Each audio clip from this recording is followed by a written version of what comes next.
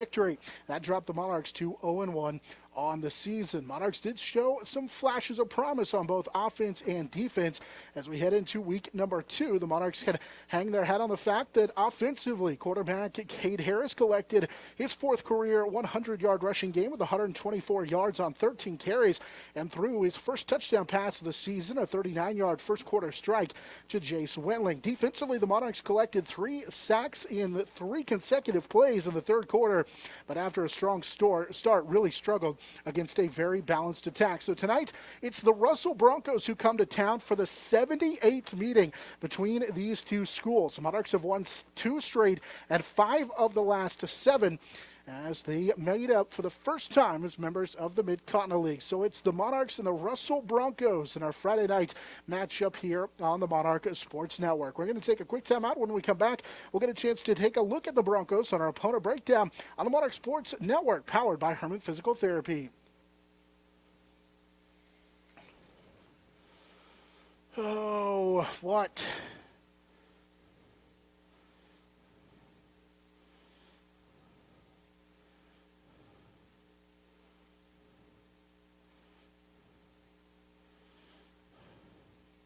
Why did it ring? It's on vibrate. It shouldn't ring. Okay. Yeah, so we can talk about. Yep, so we'll come back and just a bounce back game. Yeah. Yeah. Time for us now to take a look at. Like the keys will be the O-line, and then, like I said, the 2 will be the defense. Adams, Brown, Barrett, and Ball, your trusted advisors providing you with commitment, experience, and integrity. Hertz Rent-A-Car, bigger vehicle for a family trip or a car that gets excellent gas mileage for the next business trip? Book with Hertz Rent-A-Car on 8th Street in Hayes. Roof Masters Roofing and Sheet Metal and RM Custom Metals. When it hails, when it pours, one thing's for sure, Roof Masters is who you're looking for. Eagle Communications, our community connected. Jared Bauk. And Jared, a week ago, a little bit of a rough start to the season for the TMP-Marian Monarchs, but trying to get back on track in this matchup here in week number 2 against Russell Broncos. Yeah, John, I think, week 2, glad to be here and still have football. Obviously, looking at a week-to-week basis on that, it sounds like right now. But I think looking for a bounce-back game from TMP, I think this is definitely a game where they can come out and start strong, and hopefully both offensively and defensively, and there'll be a couple keys to the game we can talk about later on. But I think it's really important that they bounce back tonight, and I think they can. Well, very good. Jared, we'll have our keys to the game here a little bit later on in our pregame show. Of course, our pregame show is always brought to you by Hertz Rent-A-Car, serving you from 609 East 8th Street with clean, high-quality vehicles, many options. If you need more room for a family vacation or a car that gets excellent gas mileage for your next business trip, call 785-623-4116 for reservations. Well, it's time for us now to take a look at the Russell Broncos as part of our opponent breakdown. These two teams, TMP and Russell, renew a rivalry that dates all the way back to 1926 when Russell beat TMP 8-0. And in fact, Russell actually won the first 3 games between these two programs back in the 1920s. TMP and Russell would get a scoreless tie back in 1929. These two programs haven't played each other since 2017. TMP has won the last 2, and all-time TMP leads the series 48-25-1. That lone tie coming back in 1929 as they renew the rivalry here as Russell makes their first appearance on the football field in this Mid-Continent League matchup here with TMP. Of course, much like TMP, the Broncos have struggled in recent years. Broncos haven't made the playoffs since 2006. That was the last year that they haven't had a losing record as well. So you have to go back to 2006. The last time they didn't have a losing record, they went 5-5, finished the regular season with a winning record, but dropped that first round playoff game. Broncos finished 1-8 a year ago. They do have several key players back, though, and that's what makes this Bronco team dangerous. They bring back their leading receiver and a rusher from a year ago. It's Jesse Whitmer, the tailback. As a sophomore, he accounted for more than 560 total yards and 3 touchdowns to lead the way for this Russell Bronco team. A week ago, by the way, Russell dropping their season opener in the Mid-Continent League to the Ellis Railroaders. Ellis and Russell were scoreless through that first quarter, but Ellis scored 19 second-quarter points on their way to a 32-0 victory. Broncos led by head coach Otis Hendricks, just like TMP coach Jay Harris. He's in his second season as the head coach of the Broncos. That's been a look at the Broncos as part of our opponent breakdown, brought to you by HayesPost.com. We're going to take a quick time out. When we come back on our Hertz Rent-A-Car pregame show, we'll get a chance to take a look around the Mid-Continent League on the Monarch Sports Network. It's powered by Herman Physical Therapy.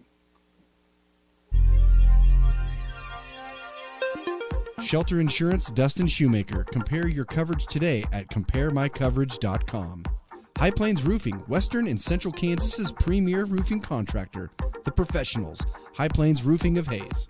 Discount Siding, new siding, energy-efficient windows and doors, vinyl fencing, and other exterior home products. Improve the beauty and energy efficiency of your home. Click on discountsiding.net. Edward Jones, providing a reasoned and disciplined approach to investing, making sense of investing. Paul Wurtenberger Construction, building Northwest Kansas's dreams since 1983. Master Cleaners, dry cleaning, laundry, alterations, tux rentals, and much more. They have numerous pickup locations throughout Western Kansas to serve you. Field Abstract and Title. Take pride in your athletic, academic, and artistic achievements.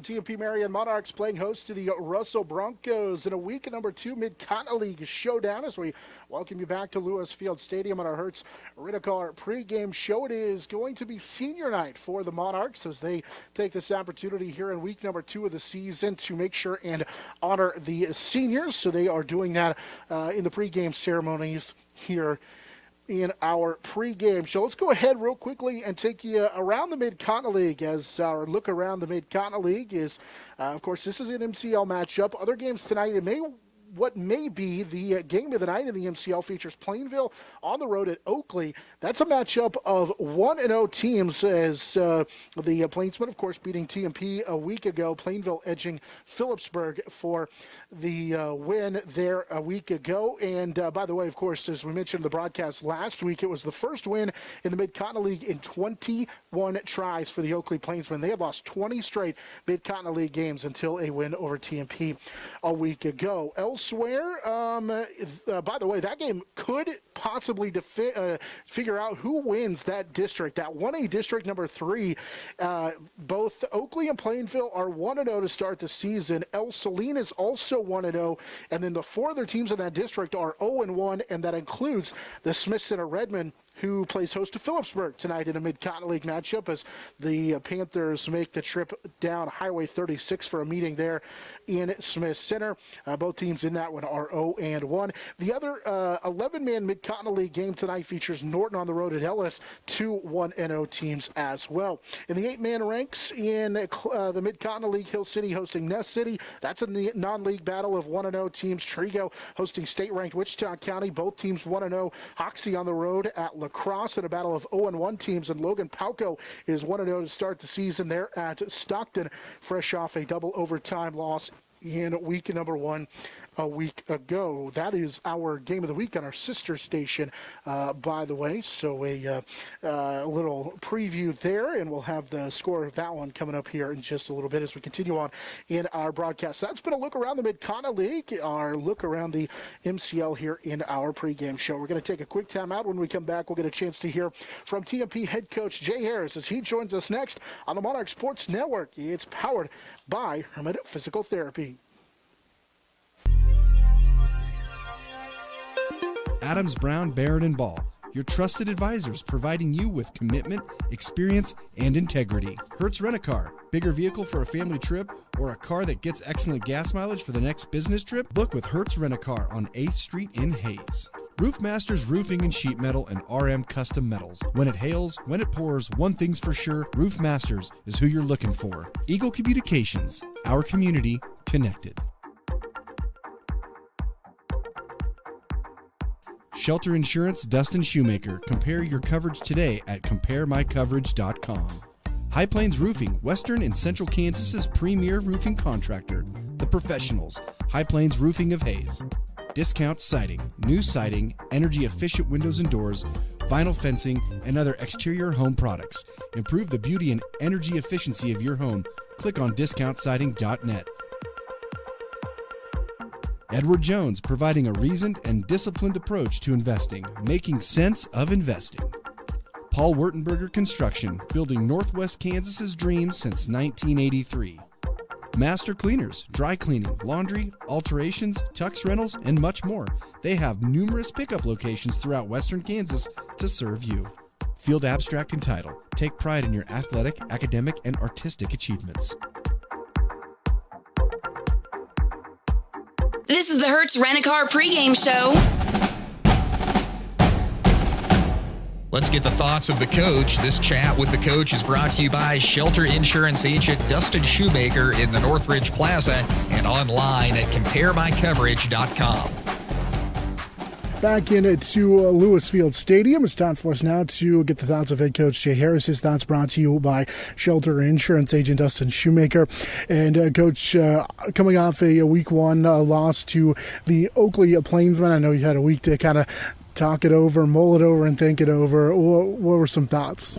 You know, we did some good things in that game. We also did some things that weren't so good and some things that hurt us. Oakley's a good team. You know, they're gonna win a lot of games this season. They're gonna do a lot of good things. And yes, it was a disappointing loss, but we did some good things and we found out some things that we need to work on. In week number one of those things where it was just good to play somebody else and then figure out where you're at and you can kind of regroup from there. Exactly. You know, it was great to, be playing on a Friday night again and just see where we're at for the season and get ready to make some changes. I know we talked about some young guys in some new positions and then other guys in new positions, especially on the offensive and defensive line. How did you think those guys played? Oh, they did really well. You know, we moved some guys around, played some positions they hadn't played before, and they took to it right away, and they did a good job there. Defensively, did a good job against them early, but then they kind of spread it out. What did you see after they made that adjustment? Some of it was we were getting tired. Some of it was our conditioning, and we're going to, we've been working on that this week as well. And, just like I told you last week, some of it was we would get in third and long situations and couldn't get off the field. And that hurt us. And, it's hard to take that you can't get off the field. It's a little demoralizing for the guys that we had them set up, and then we just couldn't take advantage of it. And I imagine it's got to be frustrating knowing that you got pressure on Kane, but it seemed like he had enough escapability to get away at times. Yeah, he had just enough to get away from us. They would make a play, and we couldn't get off the field. Talk a little bit about what you need to see this week against a Russell team that haven't played in a little bit. Yeah, we haven't played Russell for a few years, and we've made a couple other changes this week and need to see if we can do those things that we've been talking about and read our keys that we talked about watching film and be ready to go from there. I know Russell is a team that has struggled recently, and maybe that doesn't affect how your guys think in going into this week, but how do you make sure that doesn't happen? Well, you just got to stay focused and tell them the focus isn't on what they do. It's doing what we do and do it right. Take care of ourselves, and everything will work out. All right, good luck. We'll chat with you afterwards. Thanks, Jonathan. We'll have more after this here from Lewis Field Stadium on the Monarch Sports Network, powered by Herman Physical Therapy. What I needed right there. This is the Hertz Rent-A-Car pregame. 469 total yards. 460. Adams, Brown, Barrett & Ball. Your trusted advisors providing you with commitment, experience, and integrity. Hertz Rent-A-Car. Bigger vehicle for a family trip or a car that gets excellent gas mileage for the next business trip? Book with Hertz Rent-A-Car on 8th Street in Hayes. Roof Masters Roofing and Sheet Metal and RM Custom Metals. When it hails, when it pours, one thing's for sure, Roof Masters is who you're looking for. Eagle Communications. Our community connected. NEXTECH. Get a great deal on internet, video, voice, and business services from the technology experts. NEXTECH. Midwest Energy, a customer-owned cooperative providing safe, reliable, and efficient energy services and promoting growth throughout the region. Gibbs Auto Supply, over 200,000 parts and accessories and great staff to take care of you in Hayes and LaCrosse. Steel Fabrications, when you need something fixed and you need it done fast and need it done right, call Steel Fab. Heartland Building. When it's time to get the job done, see why so many builders rely on Heartland Building Center with a huge stock of building materials. Hayes K-Lawn, Kirk Maska and Kurt Viner. State Glass Company, locally owned and operated since 1948. 5th and Main, downtown Hayes. Thomas More Prep Marian, building communities of faith, knowledge, and service. matchup with the Russell Broncos. Jonathan Swigert and Jared back with you from Lewis Field Stadium as we just got the thoughts of head coach Jay Harris. His thoughts here on the pregame show, as always, are brought to you by Shelter Insurance agent Dustin Shoemaker. You can save when you insure both your home and auto with Shelter. See Shelter agent Dustin Shoemaker for details. Well, Jared, the Monarchs trying to bounce back from that opening week loss to the Oakley Plainsmen. I know we got a quick preview of some keys and some things you're keeping an eye on. So talk a little bit about some of the things that you think are going to be big in this game. Yeah, I think, we both feel like this is going to be a good bounce-back game, I think, for TMP. But a couple things, to make that happen, the offensive line, as we talked about in week one, is pretty young. Pfeiffer and Sack are the two seniors along that line and really anchor it. But, other than that, they're very young. And they played well last week. They opened up some great holes. I mean, certain plays last week, they looked really well. But I think that it's important for them to come out of the gate strong and really open up that line for Siebel and company to get a few runs going. And then the second thing I think is defensively. Last week, they gave up 252 yards on the ground. I mean, primarily to one running back and a grand total of 459 yards given up, by the TMP defense. So I think defensively, they really need to come out and set the tone. It would be nice to see a couple of 3-and-outs early, maybe get a little bit of momentum, a little bit of confidence, and really have a good start to this game.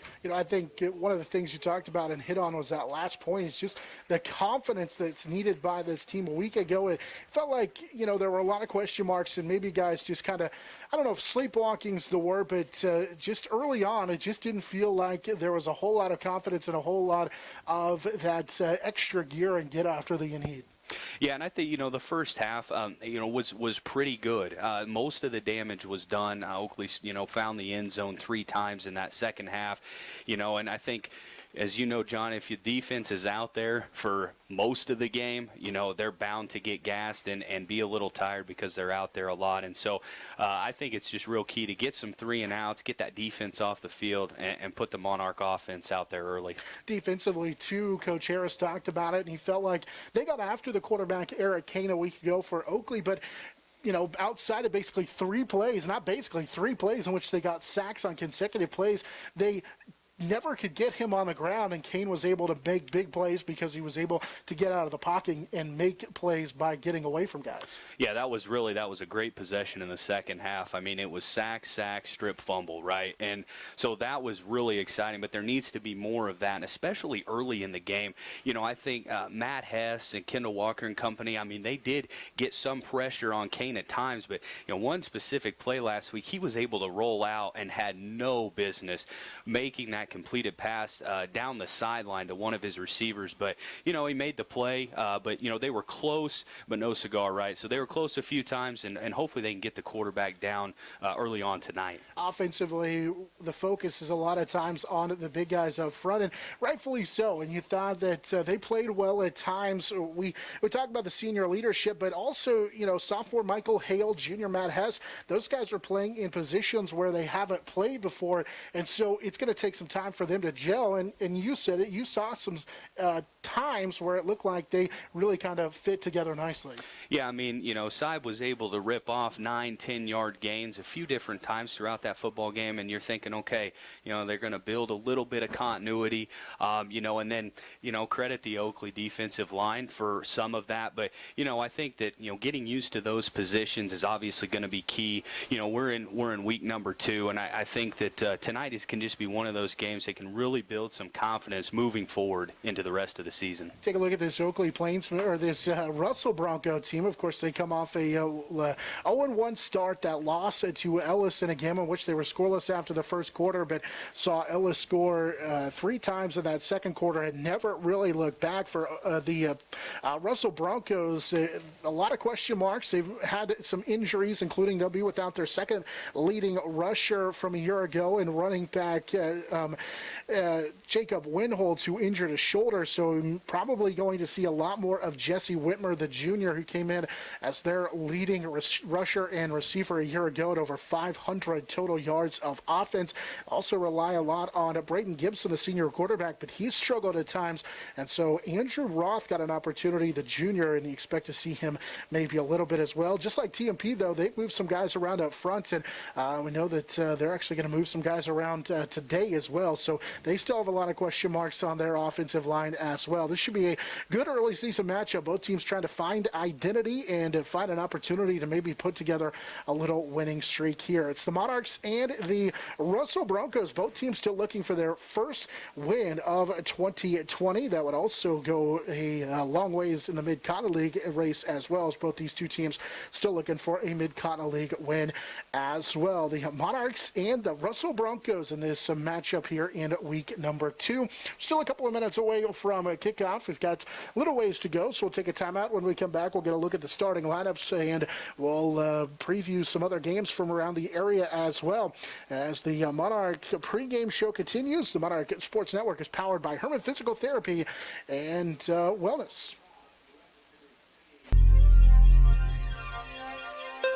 Adams, Brown, Barrett, and Ball, your trusted advisors providing you with commitment, experience, and integrity. Hertz Rent-A-Car, bigger vehicle for a family trip or a car that gets excellent gas mileage for the next business trip? Book with Hertz Rent-A-Car on 8th Street in Hayes. Roof Masters Roofing and Sheet Metal and RM Custom Metals. When it hails, when it pours, one thing's for sure, Roof Masters is who you're looking for. Eagle Communications, our community connected. Shelter Insurance, Dustin Shoemaker. Compare your coverage today at CompareMyCoverage.com. High Plains Roofing, Western and Central Kansas's premier roofing contractor. The Professionals, High Plains Roofing of Hayes. Discount Siding, new siding, energy-efficient windows and doors, vinyl fencing, and other exterior home products. Improve the beauty and energy efficiency of your home. Click on DiscountSiding.net. Edward Jones, providing a reasoned and disciplined approach to investing, making sense of investing. Paul Wurtenberger Construction, building Northwest Kansas's dreams since 1983. Master Cleaners, dry cleaning, laundry, alterations, tux rentals, and much more. They have numerous pickup locations throughout Western Kansas to serve you. Field Abstract and Title, take pride in your athletic, academic, and artistic achievements.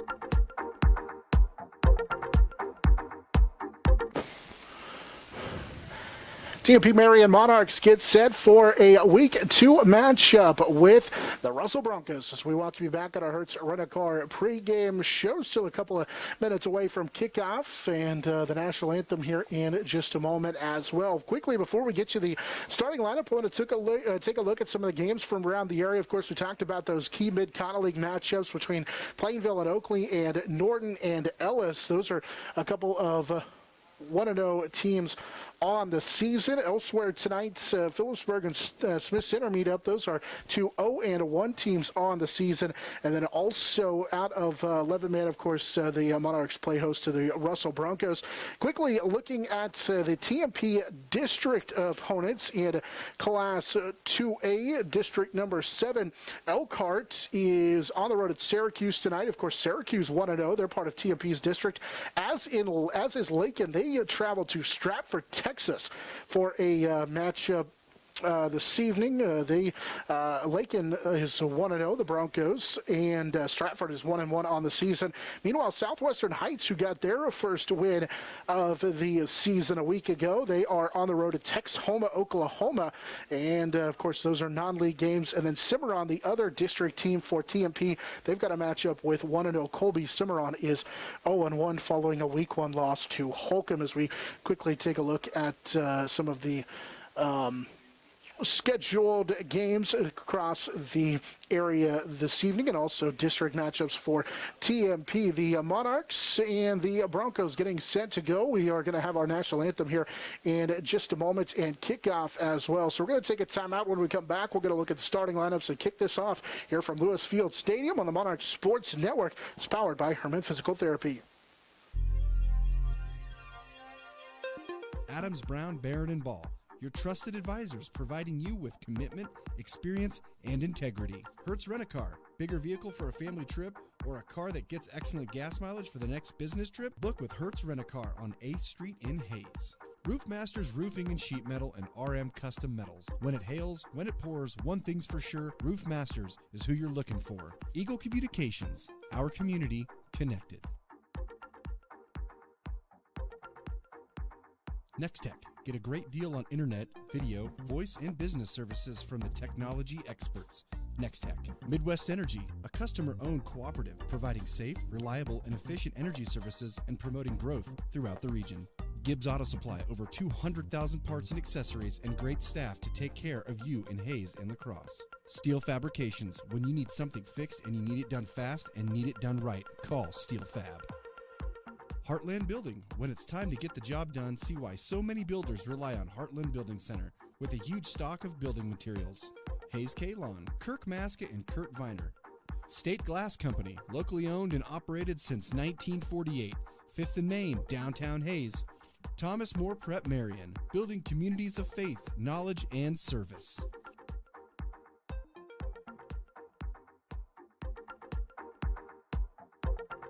The Monarchs Sports Network is powered by Herman Physical Therapy on 99.5 KHAZ and HayesPost.com.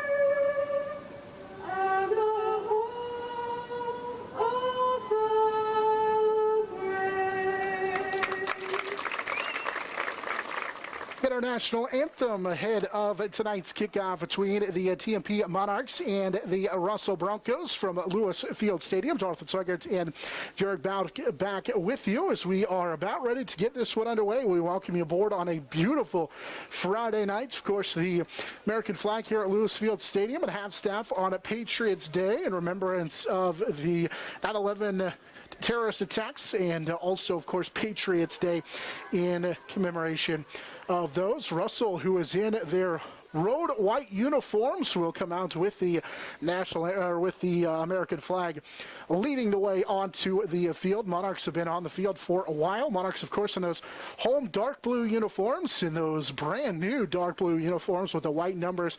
Also have the white Monarchs across the back, those blue helmets with a gray face mask and the silver TMP logo on the side of the helmet. Of course, Russell, as I mentioned, in those road white uniforms with the blue numbers and the white helmets as well. Our uniform update is brought to you by Phase 2. From business polos to team gear, your first choice should be Phase 2 screen printing and embroidery with no minimum order plus a quick turnaround time. Phase 2 screen printing and embroidery just off Vine on 22nd Street next to Big D's Rental in Hayes. And of course, they are our proud apparel sponsor, providing game day apparel here for the Monarch Sports Network, including the masks that Jared and I have on in this one, as we cannot socially distance here at Lewis Field Stadium. So we appreciate Phase 2 providing our uniform update. The Monarchs will get the opening toss as the Russell Broncos set to kick from the north to the south. So we'll get you that Monarch offense before kickoff here.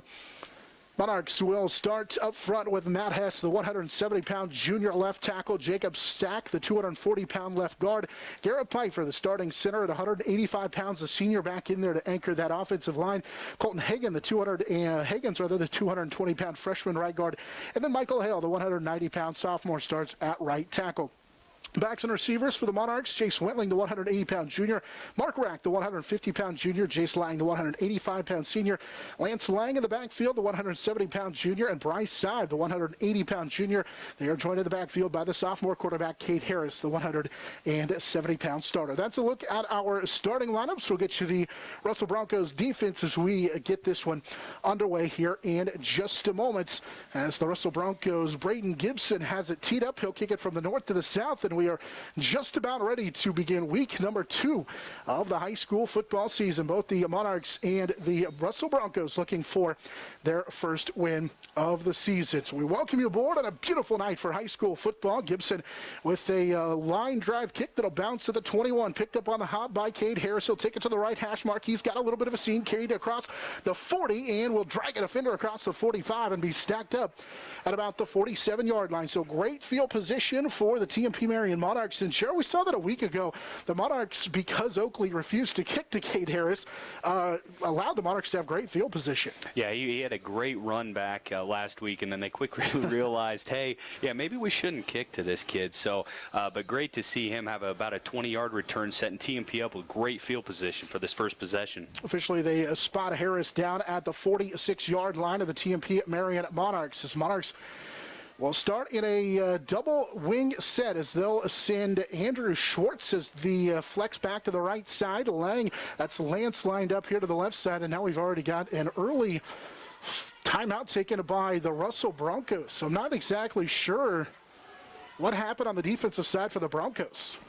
Yeah, you would think, at the very beginning of the game, your defense would come out and you would know what you want to run, but clearly the coaching staff didn't like something, so quick timeout for Russell. Free safety Andrew Roth, the junior, and defensive back Braden Gibson. We're talking defensive coordinator Luke Keller on the sideline, so not exactly sure what prompted that timeout. We also saw a late substitution for TMP. Jace Lang came out of the ball game, and Jace is standing behind Coach Jay Harris. Andrew Schwartz actually gets the start for TMP as the wingback, the 150-pound junior, as he lines up as the right wingback. TMP against that three-man defensive front for Russell has Harris settle in. He'll send Lance Lang in motion, and it'll be a dive right side with Bryce Siebel on the first play of the ball game. Bryce will get him to the TMP 49-yard line and a gain of 3. Siebel coming off a really nice game a week ago. In the middle of that, Russell defense came down with the tackle. They are big up front. Blake Haas, a 278-pound junior, and Braden Ford, a 257-pound senior, are the tackles. And then Maximus Self, the 274-pound junior nose guard. Linebackers, they'll play 5 of them. It's a 3-5 look with 3 defensive backs over the top. Are Braden Strobel, Jesse Whitmer, Logan Keller, Tyler Moresco, and then Josh Somm. As TMP's Cade Harris will settle in again on second down at 10 from the TMP 49-yard line. Motion man, and now we're going to get a flag as I think they're going to get TMP for an illegal shift. And it is on TMP, so the Monarchs give that first down play yardage back and then some as they'll lose a couple now here, set them up second down, and what will end up being about 13. Yeah, one of the keys, John, obviously get off to a quick start. So not what you want to see early here with a penalty, but second and 13 here. We'll see if they can get some positive yards and get a manageable third down here. Wentling, the wide receiver, to the left side. They'll send Jace Lang, who's back in there in motion to the left. It's a cute quarterback keeper on the option, and not a lot of running room for Cade Harris as he'll get a couple of yards back to the original line of scrimmage, and that's just it as he gets TMP back to their own 46, call it 47-yard line, facing a third down and 10. Yeah, this is going to be a big test for the young offensive line for TMP. As you mentioned, there's a lot of girth up front for Russell. So early on, they're doing a good job of stopping the run. Wentling's the wide receiver to the left. They'll send a wide receiver to the right side as well as Harris on third down and 10 from the TMP 47. Settles underneath center. It's a straight drop back looking left side, and a pass that has bounced to Wentling outside on a little quick hitch, and it's incomplete. So TMP goes backwards on the second play on a penalty, and now facing a fourth down and 10 from their own 47-yard line. Yeah, not the ideal start that Coach Harris wanted, obviously, here. So, well, hopefully the defense can get them the ball right back, and it looks like they're actually going to go for it here, John. Yeah, it does look like they'll go for it from their own 47-yard line. Russell wasn't ready. They had sent a return man back, and now TMP with a hard count. Harris deep drop back on fourth down and 10. It's the pump and go to the left side for Wentling, who's got a little bit of space, but he can't hook up with his intended receiver as Harris tried to go deep up that left side, but good coverage by Wyatt Middleton, and that one was just a little bit overshot too as Wentling was open for a moment. Great coverage initially, and Wentling got a little bit of separation towards the end of that route and just overthrown by about a yard or two there. Unfortunate they couldn't convert there on that fourth down. So TMP with their first turnover on down, so this ball game, and Russell's going to have great field position as Coach Harris with 10:02 to go here in this opening quarter takes a little bit of a gamble on an incomplete pass, and now Russell's going to have great field position, so they'll take over at the TMP 47-yard line. Russell Goes much the same as TMP, a loaded backfield. They'll hand it left side for Jesse Whitmer, who breaks a tackle at the line of scrimmage and then keeps his feet moving as Jace Lang saved what could have been a touchdown run for Jesse Whitmer running off that left side. He gets to the 39, and a gain of 8 brings up 2nd down and 2. Yeah, Russell staying on the ground for the first play here, and a really nice run for Russell, and hopefully TMP can. They're not an ideal start right now, John, for them. Andrew Schwartz also gets the start on defense for TMP. As he's a wide receiver, he's lined up covering the wide receiver to the left side of the TMP defense. It's a wing back to the right and an I formation behind Gibson. They give it to the tailback Self, or the fullback, rather, Maximus Self, and his big 250 pounds gets him about a half yard. But Kendall Walker, the freshman, makes the stop. In fact, no gain. Good job by TMP, as it's now 3rd down. They do move the ball about a half yard. It's still 3rd down and a long 2. Yeah, TMP doing a great job after giving up that 8-yard run of stopping him here on 2nd down, bringing up a real crucial 3rd and short here early on in this game. A big 3rd down coming up for the Russell Broncos inside TMP territory with a wide receiver to each side. Gibson, TMP showing blitz, hands it off to the fullback and hit initially, but I think the extra surge is going to be enough for a 1st down as they slip it to the fullback. It's Tyler Maresco. He's the one who changed from an offensive lineman to a fullback, and he gets enough for the 1st down.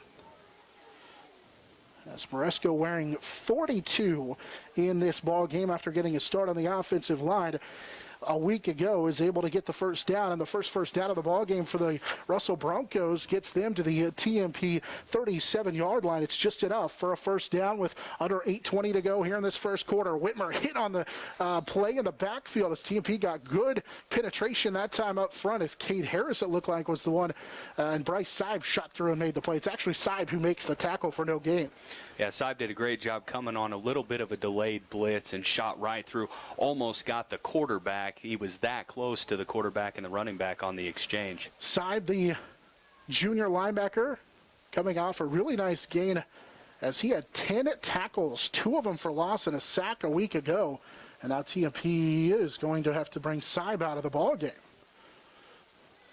Bryce, interesting to see. I think he may have banged up his elbow on that play. It's Zach Mice, the 165-pound junior, will come into the ball game. TMP, by the way, up front, Colton Higgins, Kendall Walker, and Michael Hale. Hale actually puts his hand in the dirt as he slides to the onto the turf here at Lewis Field Stadium. He'll slide from a linebacker to his downline position. And the linebackers were Siebel and Garrett Pfeiffer, but as we mentioned, Zach Mice in there for the 1st time. Play action, Gibson rolling to his right as he'll get away from Jace Lang. Got a block to the right side, got another one to the 30 as he's still on his feet inside the 15 and then gets shoved out of bounds. And a touchdown saving tackle for Lance Lang as Braden Gibson is able to pick up a big gain that time. They spot him out of bounds at the 10. It's a gain of 27. Yeah, the defense just unable to contain him and push him back inside on that, John. Allowed him to get outside, and it was a foot race. And fortunately for TMP, they made the tackle, and Russell has 1st and goal coming up. Now Russell's got to feel good about this opening drive as they've marched down the field. They took over inside TMP territory and now marching right down the field. With that up front, they've moved Logan Keller from a tackle to a center position. We'll get you the starters here in just a moment as Gibson gets them to the 10. 1st down and goal. They'll run it left side. Whitmer cuts back, and it's a touchdown for the Russell Broncos as they'll score their 1st touchdown of the 2020 season. A little cutback run for the tailback Jesse Whitmer from 10 yards out, and Russell leads 6-0. Not the start the TMP defense wanted here, but on this first drive, Russell is pretty much eclipsed the total yards that they had all of last game. Yeah, they were held under 50 yards in that loss against Dulles, and they lead 6-0, and it comes at the 7:09 mark here in this opening quarter. They'll pitch it left side as it is caught by the tailback as he'll slip through one tackle, but he's not going to get through the second one as they run it with Jacob Nye, as Nye, the sophomore, in there for the 1st time, but the 2-point conversion is no good as TMP was able to get some good pressure that time in the backfield, but unfortunately Russell takes advantage of a great opening drive and scores a touchdown, and they lead 6-0 with 7:09 to play here in this 1st quarter. Yeah, a very balanced drive for Russell. About 20 yards on the ground and 27, or all of it, on the ground, capped off by that long 27-yard run by the quarterback, Braden Gibson, and then Jesse Whitmer able to punch that one in. So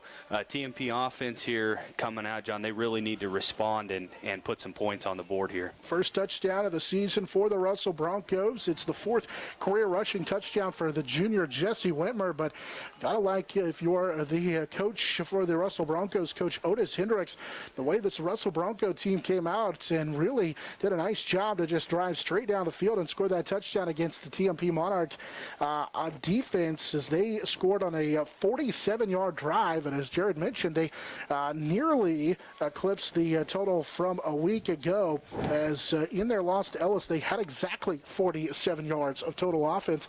They get that on the opening drive. Yeah, so a team gets shut out like that and can't even muster 50 yards of offense. You really don't want to give them any confidence. And they looked really good on that first drive. So, as we said before, I think it's very key. I know it's early in the game, but I think it's very key that TMP bounces back here to get a score. Gibson ready to kick this one off. It's a little pooch kick taken short at the 32 by Bryce Sieb. As Sieb makes a couple of men miss, Sieb fights across the 40 to the 45-yard line as they try and keep it away from the talented tailback, or the talented quarterback and return man in Cade Harris, as Sieb will take him out to the 45-yard line. It didn't take the Russell special teams long. They must have been watching tape from last week against Oakley. It didn't take them that long to keep it away from Harris as they make sure that he doesn't touch the ball on the second kickoff here. Monarchs turned it over on downs on 4 plays in that opening drive for them. Now trying to find a little rhythm as they take over at their own 45, down 6-0 with 7:03 to play here in this first quarter. Jace Lang will go in motion, and we're going to get another penalty, and it's false start on the Monarchs. A second straight possession with an illegal procedure penalty, just not the start. I think TMP just needs to stay focused and hopefully get this drive going. So the drive now will start from the 40-yard line as they take the 5-yard penalty. Already a couple, as Jared mentioned, procedure penalties for TMP. The last one really did in that opening drive as they had a nice gain on first down. We'll see what Coach Harris has drawn up as we close in on 7 minutes to go first quarter. Russell leading 6-0. Harris will send Lance Lang in motion. Now Harris is going to run the option right side. He'll follow Jace Lang, who is the one in motion, I should say, to that right side and pick up 4. And now it's 2nd down and 11, as Russell did a good job to stretch it out. And now it'll be 2nd down and 11.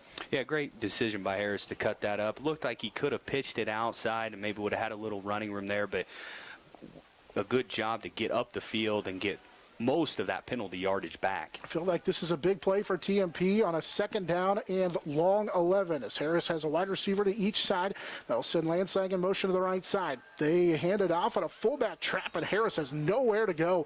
Sieb had nowhere to go. Russell read it from the get-go, and it's Whitmer who will make the tackle in the middle of that Russell defense, and now it's 3rd down and 12 and a loss of 1 for Bryce Sieb. Yeah, Jesse Whitmer wouldn't let him go anywhere on that play, and last year a total of 84 tackles. So none too surprising that he's left his mark on this game early on. Whitmer and Jacob Windholtz were 2 really good players in the defensive linebacking core from a year ago for the Russell Broncos, but Windholtz is down. Now on a blitz. Russell gets through and blows up the play. It was an option to the right side, and coming through was Logan Keller, the junior linebacker, to tackle Cade Harris back to the 38-yard line. It's a loss of 5, and it's 4th down and long. Unfortunately, nothing the offensive line could do there, John, as Keller timed that absolutely perfect. He was almost offsides. Another split second probably would have got him for offsides, but got in the backfield and made the tackle. Now TMP will have to punt the football as they'll be at their own 39-yard line, and it's Jace Wentling on to a punt for TMP. Whitmer will be the return man back around the 21-yard line. Wentling with a good end-over-end kick that'll bounce at the 30 and be picked up by Whitmer inside the 10. He'll reverse course, slip a tackle, but he's going to be brought down by Bryce Sieb at the 10-yard line. Great coverage down the field by TMP special teams. Mark Rack was the first one who got there, forced Whitmer to backpedal, and then Sieb cleaned it up. And now a good chance here for this defense with Russell pinned back at their own 10-yard line. Yeah, Rack really did a great job of making that play and making Whitmer kind of reverse his field until the cavalry could come tackle him. That was a very, probably not a very smart play on Whitmer's part to field that ball. Yeah, picked it up inside his own 10-yard line, or rather his own 15 on the bounce, and ended up paying for it on a good special teams play for the Monarchs. Again, TMP with Andrew Schwartz getting the start at cornerback as they do some shuffling here on defense. TMP showing a little bit of blitz, and we're going to get a penalty on Russell. It'll be a false start penalty on the Broncos. That procedure penalty is the first of the ball game on the Russell Broncos. TMP had one on their last, actually, in fact, they've had one on each of their last 2 offensive possessions. And now Russell will go back to their own 5-yard line. Yeah, Russell doing TMP an early favor as they're already backed up, and they're even backed up a little more. Monarchs have shuffled some guys around up front once again. Is Kenton Ginther, the junior, in there as a linebacker. Here's a pitch left side for Whitmer as he'll slip a tackle but get up into the 10-yard line. Coming up to make the play is Cade Harris as Russell tried to run off that right side. And Ginther and company able to force that back inside for a 5-yard gain at 2nd down and 10. Yeah, Ginther did a great job. He came upfield, outside leverage, and then saw the running back was going to cut that back up and shedded his block and forced him back upfield to where the rest of the TMP defense was waiting. Monarchs secondary is Andrew Schwartz along with Lance Lang, Cade Harris, and Jace Whitling. On a 2nd down and 10, under 4.5 to go as Gibson tries to hand it off underneath to Wyatt Middleton, who ran into his own blocker and then gets dropped in the backfield. Lang will come up and make the tackle, but that was blown up from the beginning as Wyatt Middleton is in for Jacob Winholtz because of the injury, and that's a loss back inside the 10. They lose 3, and now it's 3rd down and 13. Yeah, Middleton ran directly into Gibson. That play had no chance from the beginning. So, again, another gift for the TMP defense, 3rd and long, and we'll see if they can get off the field here. Monarchs have brought Marcus Legree with his first action of the season in on that defensive line. So that's part of the movement that they've done. Here's a handoff and dropped on the play. Good job up front by the TMP defense as coming through to make that tackle was Matt Hess as he was able to tackle the running back as they gave it off to Moresco, and he gets maybe a couple yards back to the 10-yard line. That's a terrific stand. Obviously, a couple of penalties and a lot, kind of that mishap in the backfield. But that's a great hold by the defense, and they should get really good field position coming out of this punt. Ball is back to the 10-yard line, and with 3:10 to go in this opening quarter of action, TMP trailing 6-0. We'll get Brighton Gibson to punt the football. He was an all-league kicker a year ago, or punter a year ago in the NCAA. As Harris will take it inside the Russell 40, slips a man running to the left side and runs through a tackle of Andrew Roth to the 29-yard line, and TMP's going to have great field position. But Harris looks like he's a little bit banged up as he took the brunt of that hit. He doled it out, but he's a little bit banged up on the play as he grabs for that right shin or right ankle area. They kicked away from him on the kickoff, and then with this punt decided to kick it right to him, and he made him pay a little bit with a great return, and TMP starting this drive inside of their own Russell's 30-yard line. Got to find a way to get some points on the board here in this first quarter. 2:53 to go in the quarter. Russell leads 6-0 on a touchdown from Jesse Whitmer. Harris underneath center with a wide receiver to each side. Lang will go in motion. It's Lance. He'll get the carry right side of a block from side, but just not a lot of running room. He gets maybe to the 26-yard line, so give Lance Lang 3 on a run to the right side. Yeah, Hagens and Hale on that right side of the line opened up a pretty nice hole, but great pursuit by the linebacking core for the Broncos. Broncos linebackers of Whitmer, Logan Keller, Tyler Moresco have done a really nice job. Strobel and Josh Somm in there as well. They've done a really nice job. They're kind of stacking the box against TMP and Darren, the Monarchs, to throw the football. Harris on a 2nd down and 7. He's going to draw back to pass left side. He's got Willing. Jace will make the catch at the 21 and then be brought down on the play immediately by Strobel, the sophomore. But he gets to the 20. It's a gain of 8. Sets him up 3rd down and 1. Yeah, zone look from Russell there. So just a nice quick throw from Harris. Outside, an easy catch and throw. Now Jace Willing has a catch in what will end up being 10 of his last 11 games. You have to go back to week number 3 of last year against Plainville, in which he was held out of the stat category for a reception, as he gets 8, and it's 3rd down and 1 facing the Monarchs. Harris will just keep it on the quarterback draw, or that quarterback sneak, I should say, right up the middle, and he's got enough for a 1st down. That is TMP's first down with 1:42 to play here in this first quarter. Yeah, nothing fancy on that. Just put your head down, follow your offensive line, your senior center, and get the 1st down. Garrett Pfeiffer, Jacob Sack, and Colton Higgins, the 2 guards, did the work that time for TMP, as the Monarchs will set him up 1st down and 10 from the 17-yard line. Wide receivers to each side. Whitlings to the left of the formation. Harris will send Jace Lang in motion, and they hand it off. It's a fullback trap for Bryce Sieb, who stood up right at the 15.5-yard line. Sieb will pick up about 1.5 yards as Tyler Moresco brought him down, and Sieb was being laid on by Moresco, and Moresco didn't let him up for a moment there. It's a gain of about 1.5 yards. So it's a lot last week. It seemed like TMP kind of just kept putting their, just basically kept doing it over and over again, the same plays, and then finally they were able to break a couple and got those big yardage. Yeah, I think they're going to have to look to get outside. As we mentioned, that defensive front for Russell is very big up front. Lang will go in motion, play action, and we've got another TMP false start. And they'll call it on Mark Rack, the wide receiver to that right side, and said he just got a little bit of a head start, and I think maybe they were going to set up a play-action pass, and Rack maybe just ready to get into that route a little too soon. It's the 3rd procedure penalty for TMP for 15 yards, and it moves them back outside the 20 to the 21. 30 seconds to go here in this opening quarter. Russell leads 6-0. TMP facing a 2nd down and long. Lance Lang will go in motion. Play action Harris. Cade rolling to his right, looking over. Now he's got pressure, a little stutter step, throws it late, and he's got him in and dropped in the end zone. Jace Whitling had it hit him in the chest, and it's going to bring up a 3rd down and long, as Whitling had it in the end zone, but he had to go in and out of his hands, and it brings up 3rd down and long. Harris did a great job rolling out right, avoiding pressure, keeping his head, looking downfield, and eventually Whitling came open and just couldn't quite bring that one in. He had a couple of men down there in the same kind of pattern. That one looked like it may have been intended for Rack, the underneath man, and so maybe Whitling was shielded just a little bit. Here's a big 3rd down and long. It's 3rd and 14 from the 21. Russell showing blitz. They get through. It's Logan Keller, and he'll wrap up Harris, and it's a loss back to the 25.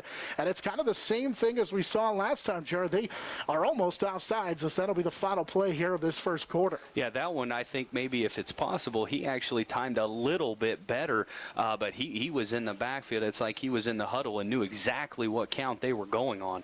Harris will lose 3. Our first quarter comes to an end. Russell with a great start to this one as they lead 6-0. TMP's going to have a 4th down and long when we start the second quarter. After this on the Monarch Sports Network, it's powered by Herman Physical Therapy. NEXTECH. Get a great deal on internet, video, voice, and business services from the technology experts. NEXTECH. Midwest Energy, a customer-owned cooperative providing safe, reliable, and efficient energy services and promoting growth throughout the region.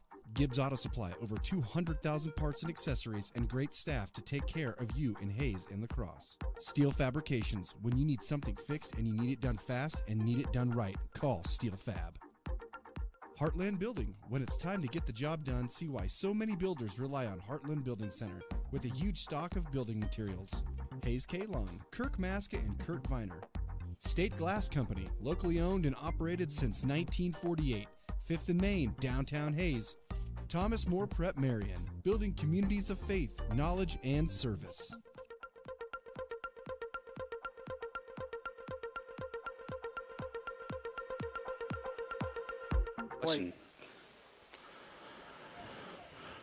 TMP facing a 4th down and 18 from the Russell 25-yard line. Down 6-0 to start this second quarter as we welcome you inside Lewis Field Stadium. Monarchs with a big 4th down here. They have to get it inside the Russell 10, all the way basically down to the 7-yard line. As TMP will send a Rack, a wide receiver to the right, Whitlings to the left on 4th down and long. Harris underneath center nearly draws Russell off sides. In fact, he will, as the nose guard up front, Maximus Self, the 274-pound junior, is in the neutral zone, and TMP will get a free 5 yards. you get that much weight moving forward, John, it's going to be pretty tough to go ahead and back off. So he had already committed, and a little bit of a gift there to make this fourth down conversion a little bit shorter. They've been trying to jump the snap and have been successful a couple of times here early on, but that time they're offside. So now it's 2nd down and 12 from the 20. Harris, play action. He's going to roll to his left. Cade now thinking about running. Now will take it and throw it downfield, and it's incomplete. Good coverage by Russell down the field as Lang was covered tightly by Whitmer and Roth. And Russell will get it back. It's the second turnover on downs for TMP and 3 possessions here in this early going. Yeah, good job by Harris to keep that play alive and roll out left as long as he could. Unfortunately, the sideline played a huge reason as to why he had to get rid of that football. But if he could have somehow made the catch, it would have been 1st and goal. But TMP defense will be back out on the field again. Also rolling a right-handed quarterback to the left. He ran out of maybe even the short side of the field. He ran out of space early in that possession. We'll see what Russell has coming up.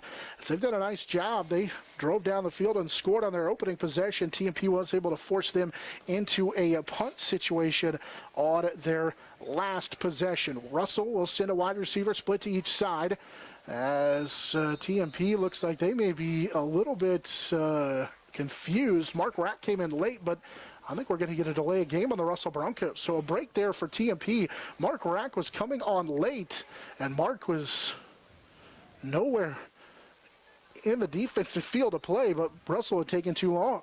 Well, that's a good thing that whistle came because Kendall Walker jumped off sides as well, but the call went against Russell first, and so 1st and long already for Russell on this possession. Marks them back 5 yards on their third penalty for 15 yards. TMP has been penalized 3 times for 15 as well. One wide receiver for Russell on 1st down and 15 from their own 15-yard line. As Gibson, TMP showing blitz. He's going to hand it off. Whitmer's hitting the backfield, and he'll get back to the line of scrimmage. But no gain that time for Jesse Whitmer. TMP, I think that may have been Bryce Sieb, had gotten through, but couldn't bring him down. But either way, he gets just back to the line of scrimmage, does Whitmer. 2nd down and 15. And Kendall Walker did a great job of shooting through, shedding his block, and he almost looked a little bit like Keller on the last possession for Russell, shooting through and timing that just right to disrupt that run play. Monarchs have moved some guys around up front as Colton Hagen's the freshman, Kendall Walker the nose tackle now, and as we mentioned, Marcus Legree getting his first action of the season back on that defensive line for TMP. So they have added to their girth up front against this Russell offensive line. Here's a pitch for Whitmer left side, tried to credit back inside, now lost the football, and it's into the hands of Jace Whitling, and TMP will take over. Great play defensively by the Monarchs, and they're going to get it back on the first turnover of the ball game at the Russell 22 as Whitling came away with the loose football. And Mark Rack did a great job, on that play. He was about 12 yards back in his corner position, but he came shooting up, noticed that it was a run play, turned him back inside, and really made that fumble happen. And good recovery by TMP. Short field, really need to capitalize here. Yeah, got to find a way to get on the scoreboard here. TMP is going to take, I believe, a timeout. So miscommunication there for the Monarchs as they want to talk things over. But you feel like offensively for TMP, you just have to find a way, as they really offensively have not been able to find a rhythm at all so far in this ball game. Well, I think sometimes you don't want to necessarily take a timeout, but I don't think this is a bad timeout here. Down 6-0, you've got a really short field. I think Coach Harris just wants to make sure and get this right and punch this ball in the end zone. Monarchs so far have started with great field position. You look at where they've started on their 4 drives. This will be their Russell 22-yard line.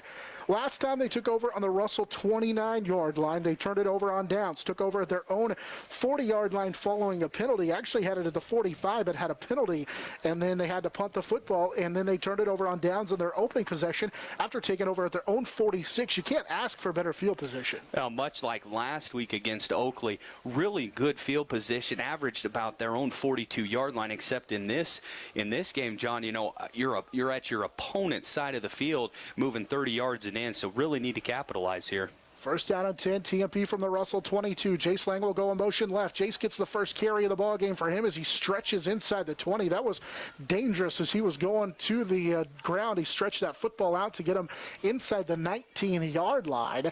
As Jace will get his first carry of the ball game, sets him up with a 2nd down and long 6.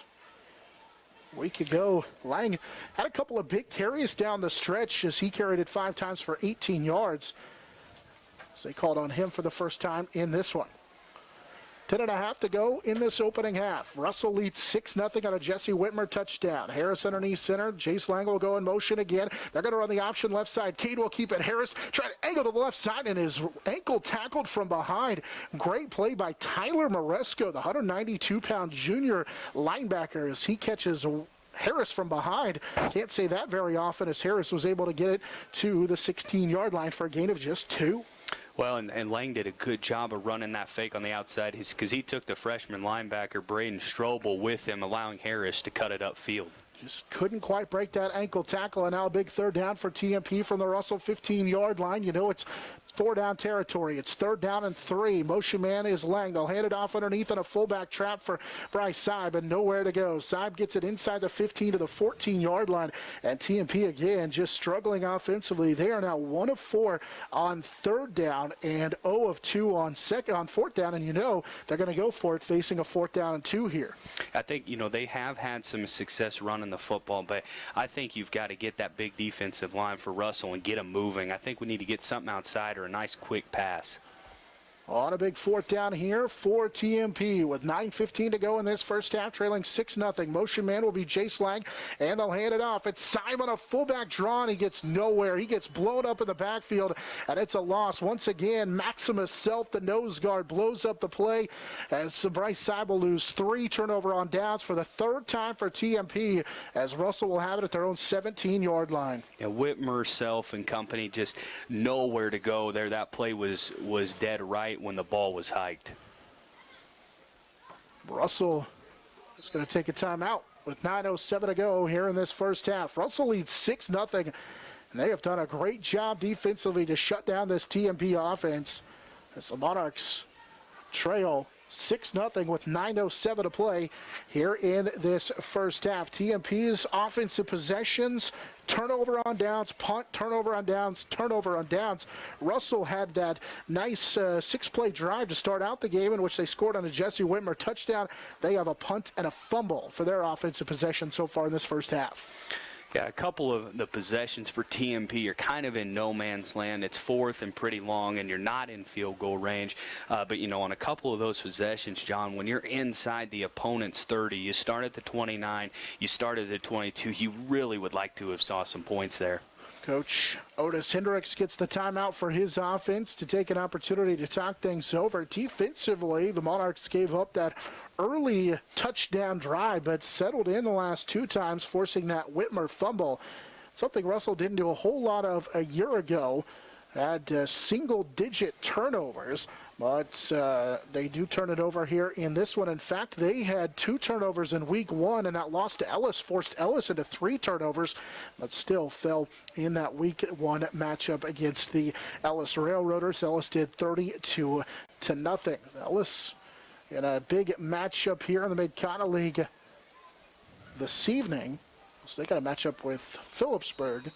So, the Norton Blue Jays, that's right.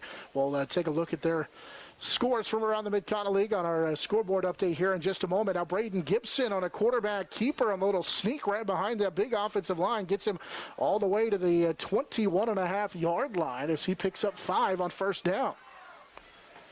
Gibson just his 2nd carry. The last one went for 27, though, and sets him up a 2nd down at about 6. Yeah, and after Russell went down on their first possession to score that touchdown, TMP's defense has played much better and settled in here, forcing turnover on downs, punts, fumbles, etc. So doing a great job here. Monarchs have rotated that defensive secondary. Harris is out of the ballgame. Here's Maximus Self right up the middle off that right side as he slams into a TP defender, but he still gets 4 yards as he's stacked up at the 25. It's 3rd down and 2. And you mentioned a little bit of TMP's problem or the difficulty. But on the other side, Russell's facing 3rd down and short, while TMP's facing 3rd down and long.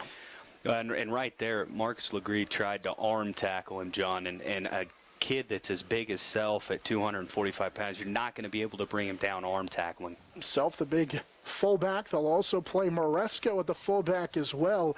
He's not quite as big as the 250-pound self, but Moresco at 192 pounds also can be a load to bring down. Big third down here. It's 3rd down and 2 with under 7:50 to go in this opening half. TMP showing blitz. Braden Gibson will keep it, as here's going to be a couple of flags, and then Harris and Andrew Schwartz blow that play up as Gibson was hit at the 25 and nowhere to go, and Gibson got a huge hit against, there is a holding penalty going to be called. Pretty good job of that outside by TMP, the linebacker, Kenton Ginther. We've seen him play pretty well. It's that holding penalty.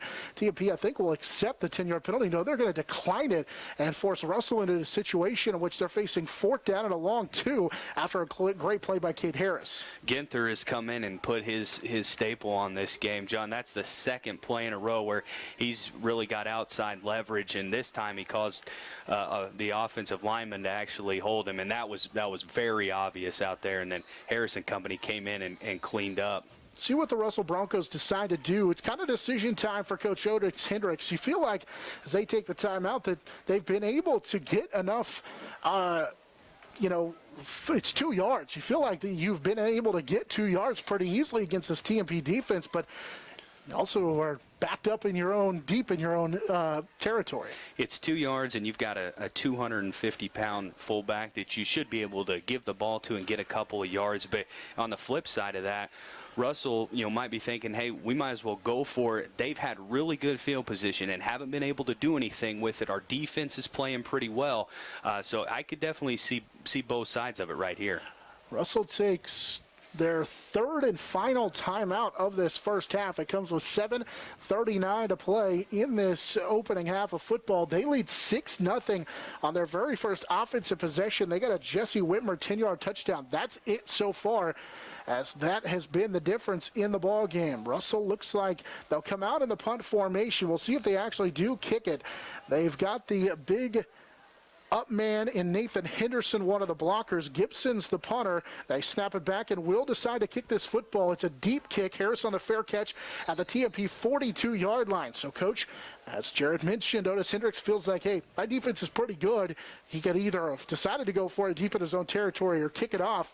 And TMP's going to have good field position, but they haven't had anything to do with it really so far. Well, and I think even though the Russell defense has done a great job when TMP has gotten really good field position on the Russell side of the field, I think that's definitely the smart call. I think you should punt that ball away. You're up 6-0 and let your defense take the field. But this is a big possession, under 8 minutes here. Let's see if TMP's offense can get something going and sustain a drive. 7:34 to go, first half. TMP trailing 6-0. Harris play action, looking to pass right side. He's got Mark Rack, who will reach back, make the catch at the 50, and then Mark fighting for enough for a first down as the TMP faithful gives them a nice round of applause for that first down. It's TMP's 2nd first down. They got 1 in the first quarter. They get 1 here, and Mark Rack picks up 13 as they get him to the 46. Yeah, Rack had a great catch and even better run after the catch to pick up an extra 3 to 4 yards as he refused to go down when he was hit initially. Giving the TMP crowd something to cheer about. They haven't had a lot yet, but we'll see if we can get them going now. That's enough for a first down on a gain of actually 14 on the first catch of the season for Mark Rack. Motion man is Lang. Play action again for Cade Harris. Plenty of time. Cade now is going to take off and go to the left. Harris looking down the field. He'll throw on the run. He's got Rackets behind him, and it bounces up into the air and incomplete.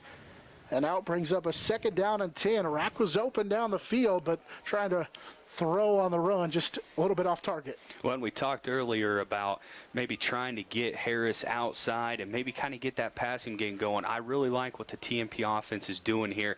And I think if Harris would have been rolling to his strong side to the right, I think he completes that pass to Rack. Rack, who had a couple of big catches down the stretch for TMP in that win over Ellsworth, comes up with 1, but he can't quite get that one on 2nd down now and 10. Jace Lang with pressure coming. They bobble the snap. It's on the field and a fight for it, but I think Harris will get it back. And then Siebel and one of the defensive linemen for Russell gets tangled up at the bottom of the pile. So Braden Ford and Siebel get tangled up trying to battle for that football. And now it's 3rd down after the bobbled snap. They lose a yard of the play. You get a really nice play on first down. You get 14 yards. You're positive. You're moving the ball. A couple of plays here where you haven't done anything. So big third down here. They really need to convert this. Russell brings the big 278-pound junior Haas back in on that defensive line. Third down and 11. TMP from the Russell 47-yard line. Straight drop for Harris. Play action. He's looking left on the pump and go as he just chucks it deep, and it's over the top of Jace Wentling. Incomplete. They've tried that little pump and go a couple of times and have not been able to connect on the deep pass. Good coverage there, and that ball was also well overthrown, and now fourth down facing TMP. Yeah, as he was running that stop and go route, he just kind of stumbled just a little bit, but that ball overthrown so that no one can catch it, and bringing up another fourth down for TMP's offense. Harris 2 of 9 passing for 22 yards. And the Monarchs look like they're going to punt. They are just 1 of 5 on third down in this contest. Wentling, the punter, with 6:12 to play in this first half, will kick it away as Whitmer waits for the kick, and this one is angled toward the pylon, and it's going to go out of bounds as Bryce Sieb knocks it out of bounds inside the 2-yard line. They spotted all the way to the 1-yard line, and for TMP, that may be the highlight of the first half, and a great punt for TMP's Jace Wentling. It takes offense, defense, special teams if you're going to win a football game, and you could not have scripted a better punt than that right there. Kept it away from the return man, out of bounds at the 1-yard line. Let's see if TMP's defense can maybe come up with a safety or a stop and get the ball back in good field position. That's a 46-yard punt for Wentling as he pins Russell inside the 2-yard line. As the Broncos have 6:03 to go in this first quarter, leading 6-0. As they'll send a wide receiver to each side here, and Gibson will stand in his own end zone with his feet underneath the center. He'll just go with a quarterback sneak right up the middle, and Braden Gibson, the quarterback, picks up a yard on the play as he'll get him out to about the 3-yard line. Actually almost picked up 2 on the play, so it's a second down and short 9 facing Russell with 5:45 to go in this opening half at Russell, as Gibson looks like he's banged up on the play, leading 6-0 do the Broncos. I wouldn't expect Russell to get too fancy here, especially just so close to their own end zone and still leading 6-0 here. You don't want to give TMP a safety, if you're Coach Hendricks. Gibson checks out. Andrew Roth is into the ballgame. The junior got a lot of snaps last week at quarterback. He'll pitch it for Whitmer left side, and Whitmer still on his feet, fighting to the 5-yard line, maybe even the 6. And now third down facing the Russell Broncos as Whitmer picks up 3 on the play before he's brought down by the middle of that TMP defense. Good strong run by Whitmer. Probably should not have even gotten 3 yards, but very determined run there to give Russell a little bit more breathing room on this drive. Broncos are 1 for 3 on third down. They do have a couple of first downs in this first half. They lead 6-0. Under 4:40 to play in this opening half. Third down and 6 from the Russell 5-yard line. As Andrew Roth in at quarterback for the injured Gibson. TMP showing blitz, and Marcus Legree nearly jumped off sides. They snap it with no flag, and it'll be a quick pitch left side for Whitmer, and Whitmer will get across the original line of scrimmage, pick up maybe 2. They don't throw the flag on the offsides penalty, and TMP's defense gets a stop on third down and long. It looked like Legree got back. Sieb also coming on a little bit of a blitz, and he was able just to get back as well. So fortunate, no flags there. Great stop by the TMP defense. Big fourth down here. Fourth down. TMP with under 4 minutes to go in this first half will get the football back. Gibson was the punter. After getting banged up, he is back out there to kick this one away. Harris on the run. He'll make the catch at the 39-yard line as he'll get the far sideline, run through a tackle, and set TMP with great field position again as he's brought down on the far sideline by a couple of different Russell Broncos. Over there on the tackle, Maresco as well, as TMP will set up at the Russell 25-yard line. Yeah, Harris making another great return happen of 14 yards. And again, John, giving TMP incredible field position as they're at the Russell 25-yard line to start this drive. We've got 3:42 to play. Actually spotted just outside the 25. But still, there is a flag on the play. But it was on Russell, so TMP will decline it. So TMP's going to have great field position at the Russell 26-yard line. Feel like you're banging your head against a wall at this point of your TMP. Great field position, but nothing to show for it, trailing 6-0. Hey, you keep knocking on the door, you got to knock that door down, and it would be a great time to put this ball in the end zone before half. 3:42 to go. TMP has 2 timeouts. Russell's without any timeouts left here in this first half. Took one on the very first play. In fact, before the first play of the ball game. Now TMP's going to switch to a little spread formation. 2 wide receivers to each side. Harris will go back to the quarterback, and right beside him is Bryce Siebel. Harris looking to pass left side. He'll throw it deep, and it's a jump ball going up and making the catch is Jace Whitling, and then a flag comes in late, and they're going to say he pushed off. They say he pushed off to make the catch. It's going to be offensive pass interference on Whitling, and they're going to wipe the touchdown off the board.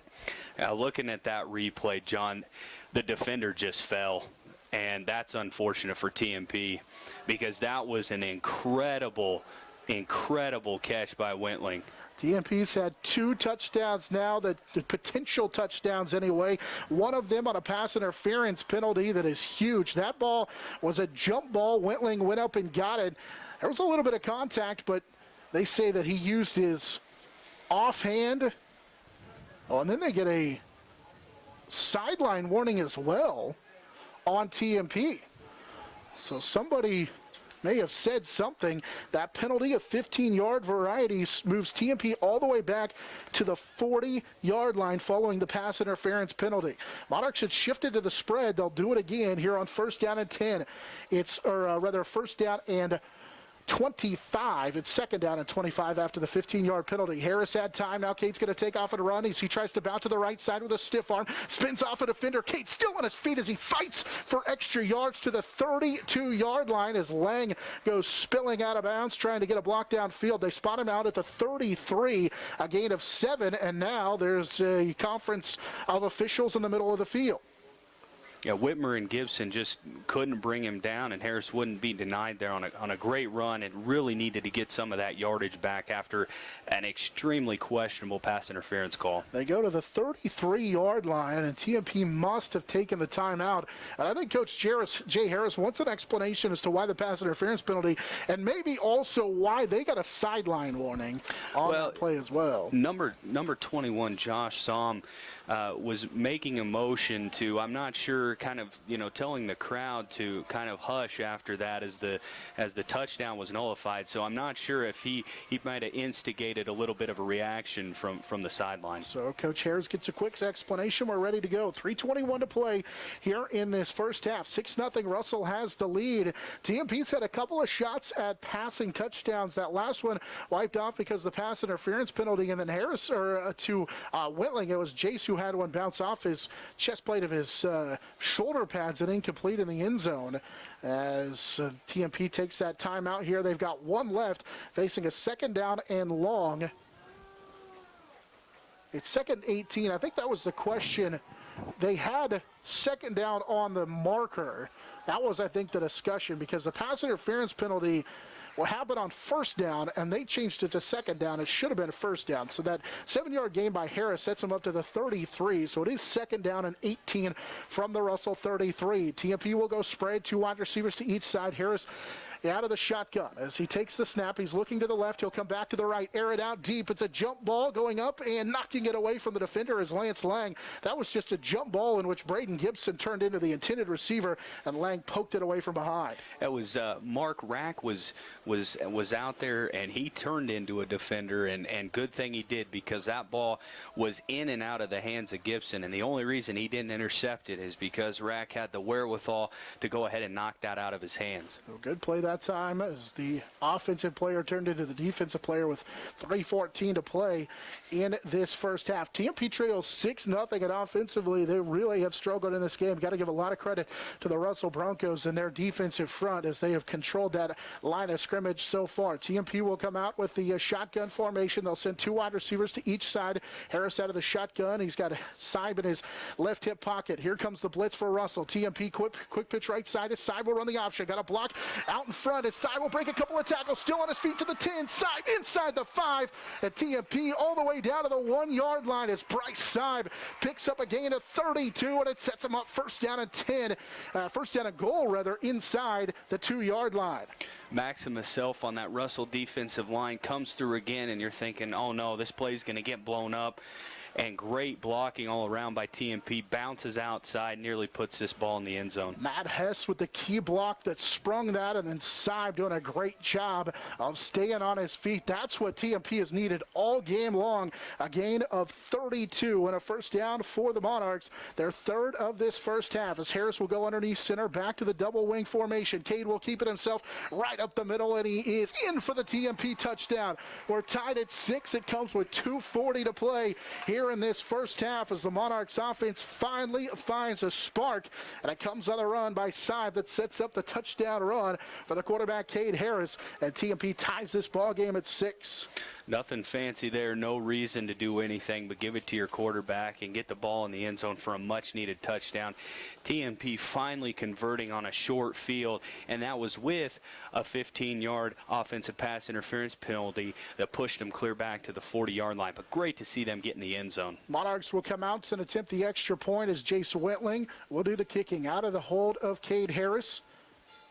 And the kick is on the way, and it is true as TMP will take a 7-6 lead with 2:40 to play here in this first half. It was not pretty to start out this ball game for TMP, but a big run by Bryce Sibe set up the 1-yard touchdown run for Cade Harris, and the extra point good for Jace Wentling. After missing one a week ago, he's made 2 in a row, and TMP takes the lead at 7-6, and maybe everybody can take a deep breath. If you heard everybody with that breath over here on this TMP sideline feeling, hey, we finally got something good to go. Yeah, you know, you've had great field position pretty much the entire game, and you had, you know, turnover on downs. You put yourself in 3rd and long and then 4th and long situations where you're no man's land to kick a field goal. You've got no choice to go for it. And then, you know, you have a questionable pass interference call in the end zone, and you're thinking, man, are we going to squander this really good field position? But Sibe with that long 32-yard run setting up TMP, I think that's a big touchdown right here before half, under 3 minutes. And now the defense obviously needs to come out and get a stop here right before halftime. Knowing that Russell will start the second half with the football, they've got 2:40 to play in this first half, trailing now 7-6. But they will have the football. They don't have any timeouts left, so we'll see if that big timeout they took to start the ball game comes back to haunt them. They've also taken a second timeout in kind of an awkward time to take a timeout as well offensively, so we'll see what Wentling can do. He had a couple of touchbacks a week ago. One in which he kicked it into the end zone. 2 others bounced into the end zone. And this kick is a low line drive kick that'll bounce away from the return man. Picked up inside the 5 by Jesse Whitmer. So he'll take it to the left side. Slips a tackle. Whitmer across the 20 to the 25 as he is hog-tied and slung down at the 31-yard line by Jace Lang. And Jace just saved a touchdown as Whitmer had broke free, and there was nobody left to make that tackle if Lang doesn't get it. Whitmer looked like he was stopped in his tracks along the sidelines about the 13-yard line, and all of a sudden he pops out of the pile, and a great tackle by Wentling to make sure that didn't go to the house. So Russell with decent field position here, starting at their own 31-yard line. Russell got a touchdown on their opening possession. Since then have punted twice and also had a fumble with 2:32 to play in this first half. TMP leads 7-6. Braden Gibson is back out there as the quarterback for the Russell Broncos. He'll take the pitch and swing it right side for Whitmer. Whitmer is going to get upended off that right side. Great play by Andrew Schwartz from his cornerback position as he came off the block of Som and made the tackle on Whitmer as he picks up 3. It's actually going to be just 2, 2nd down and 8 facing Russell. Outstanding job by Schwartz to shed that tackle. If he doesn't make that tackle, Whitmer's probably still running down the sideline. So a great play to get off that block and make a good form tackle. Do have a timeout taken on the field. It comes with 2:24 to play as TMP decides to take the timeout. Russell in a 2nd down and long 8 coming up. Coming up here at halftime, don't forget to stay tuned. We'll get a chance to have our halftime spotlight as we are joined this week by Thomas More Prep Marian Principal Chad Meitner. We always like to check in with Principal Meitner and talk about things and how the school year has started. And obviously 2020 is a little bit different, so it's good perspective to get Principal Meitner on our halftime spotlight interview. Plus, we'll get a Hayes Kalon scoreboard update. As we talked about in the pregame show, there are several good games on the slate here in this MCL and some other games as well. So we hope to get you some of those scores at halftime as well. And we'll also get you a recap of this first half with the Monarchs currently leading 7-6 thanks to that 1-yard touchdown run for Cade Harris. Out of the TMP timeout, Russell facing a 2nd down and 9. They have it from the 33-yard line, and they'll go to the spread for the first time. 2 wide receivers to each side. They hand it off right up the middle. It's Whitmer, or rather it's Moresco, who will slip one tackle and then get stacked up right near the line of scrimmage. They had to get to the 41, and he did so, and then gets hit hard by Cade Harris, but Moresco has himself enough for a first down on a gain of 9. Yeah, with no timeouts here, you just want to make sure that Russell doesn't get too much momentum here and put up a score right before half. So hopefully, a bend but don't break scenario here for TMP. Russell gets to the 41-yard line as they work with closing in on 2 minutes, 10 seconds to play in this first half. TMP took their final timeout a moment ago. Russell back to the I formation with a back flex to the right. Here's a pitch for Whitmer right side. Whitmer gets hit and stays on his feet as he'll get across the 40. Cade Harris made another great tackle. They're going to say that Whitmer's knee did touch at the 39, a loss of 3, and now with 1:50 and counting, it's 2nd down and long facing the Russell Broncos. Yeah, Harris from a strong safety position just shot out like a cannon there and made an incredible play to keep Whitmer from bouncing outside. Have to be really impressed with the way the defensive secondary for TMP has flown downhill to make tackles since that opening possession, which Russell was able to get that touchdown. Out of the spread, Braden Gibson to throw, got his man. It's Somm who will make the catch off to the right side. Somm gets him to the 47 on a gain of 7 on the first pass play of the ball game for the Russell Broncos. Yeah, you kind of wondered if Russell was going to throw the ball at all here in this first half, and nice, easy 2-step, 3-step drop for the quarterback, Gibson on that, and found his receiver. Somm picks up 7, gets him to the Russell 47-yard line. Here's a 3rd down and 4. They give it to Moresco in the backfield. He spins through a defender and gets into TMP territory. See where they spot him. It's going to be 4th down and about a half a yard, maybe close to a yard, as TMP's Bryce Side made the tackle right at midfield. And now with 45 seconds and counting, Russell has a 4th down play coming up. Michael Hale into the backfield, almost able to get Moresco on that, but unfortunately slipped by. Brings up a 4th and short, and a big play for the TMP defense. Time ticking down here. John Russell doesn't seem to be in too much of a hurry. Moresco, who started on the offensive line a week ago, and now Russell with miscommunication, all sorts of players running in and out as they think they want to punt the football, but now they looked like they were going to go for it. Then they decided to punt it with 11 seconds to go. Gibson, with time nearly expiring, and maybe that was the plan, to take the 5-yard penalty with 4 seconds to go and decide, we'll take the penalty, give us a little bit of extra room, and TMP won't have a chance offensively to get a play as long as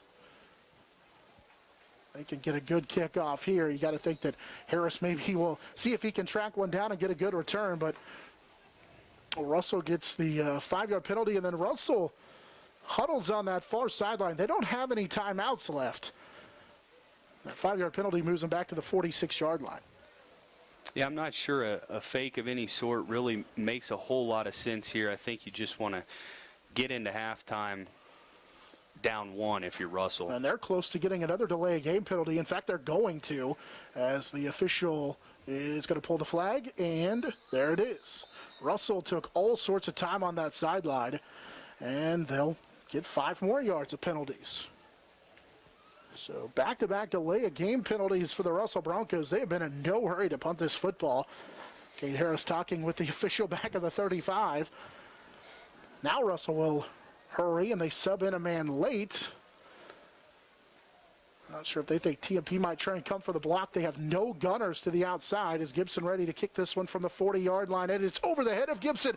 Gibson will pick it up, roll to the right. He just does get the kick away, and he punts it out of bounds to end the first half. That was about a disaster for the Russell Broncos. Luckily for them, though, they were able to get that punt away. A first half that has been an interesting one so far, about a quarter and a half dominated by that Russell defense. TMP finally comes alive offensively thanks to a big run by Bryce Siebel. And then Harris caps off the touchdown from a yard out. TMP leads 7-6. So we head to the halftime break. It's the Monarch Sports Network, powered by Herman Physical Therapy.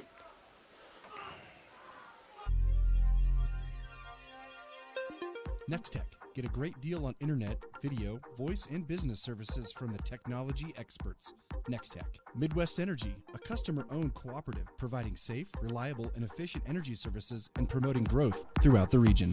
Gibbs Auto Supply, over 200,000 parts and accessories and great staff to take care of you in Hayes and LaCrosse. Steel Fabrications, when you need something fixed and you need it done fast and need it done right, call Steel Fab. Heartland Building. When it's time to get the job done, see why so many builders rely on Heartland Building Center with a huge stock of building materials. Hayes Kalon, Kirk Maska, and Kurt Viner. State Glass Company, locally owned and operated since 1948. 5th and Main, downtown Hayes. Shelter Insurance, Dustin Shoemaker. Compare your coverage today at CompareMyCoverage.com. High Plains Roofing, Western and Central Kansas's premier roofing contractor. The Professionals, High Plains Roofing of Hayes. Discount Siding, new siding, energy-efficient windows and doors, vinyl fencing, and other exterior home products. Improve the beauty and energy efficiency of your home. Click on discountsiding.net. Edward Jones, providing a reasoned and disciplined approach to investing, making sense of investing. Paul Wurtenberger Construction, building Northwest Kansas's dreams since 1983. Master Cleaners, dry cleaning, laundry, alterations, tux rentals, and much more. They have numerous pickup locations throughout Western Kansas to serve you. Field Abstract and Title. Take pride in your athletic, academic, and artistic achievements. Adams, Brown, Barrett, and Ball. Your trusted advisors providing you with commitment, experience, and integrity. Hertz Rent-A-Car. Bigger vehicle for a family trip or a car that gets excellent gas mileage for the next business trip? Book with Hertz Rent-A-Car on 8th Street in Hayes. Roof Masters Roofing and Sheet Metal and RM Custom Metals. When it hails, when it pours, one thing's for sure, Roof Master. The Monarchs Sports Network is powered by Herman Physical Therapy on 99.5 KHAZ and HayesPost.com. Oh, that's right. We got that.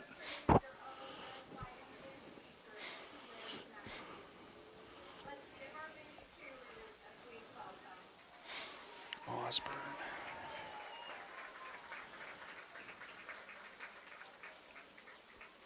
Back into halftime where the TMP-Marian Monarchs have a 7-6 lead over the Russell Broncos. So the second pack with you here at a halftime. We'll do a quick recap of our first half. That first half saw the Russell Broncos take advantage of an early turnover on downs for TMP. Russell would drive down the field on a 6-play drive in which it was capped out by a 10-yard touchdown run for Jesse Whitmer. And the 2-point conversion was no good. So at that point, Russell, after their first drive, led 6-0 TMP in that first half, struggled offensively. For TMP in the first quarter, they turned it over on downs on their first drive, then had a punt. Into the second quarter, turned it over on downs twice, and then after a 46-yard punt that pinned Russell inside the 2-yard line, TMP would get the football back, and on their next possession, finally able to put together a touchdown drive in which they would score from 1 yard out on a Cade Harris touchdown run. That was all set up by the Bryce Siebel 32-yard run that got him all the way down inside the 2-yard line. For Russell in their first half, they turned it over. They had that touchdown drive and then had a punt, a fumble, and then 2 punts to finish that first half. Russell in the first half did a really nice job offensively, especially in the first quarter, running the football at 23 yards on 4 carries to Jesse Whitmer, but in the second quarter had just 4 more yards on 5 more carries. But the big run for them in that first half was 27 yards for the quarterback, Braden Gibson. Meanwhile, for TMP, 32 yards on that run for Bryce Siebel, their biggest play of the ball game. Also had a couple of pass completions, one of 14 yards and one of 8 yards for Cade Harris. begin our first half sees TMP lead Russell in the 78th meeting between these two rivals, 7-6. We'll take a quick timeout. When we come back, it's our halftime spotlight with Principal Chad Miner on the Monarch Sports Network, powered by Herman Physical Therapy.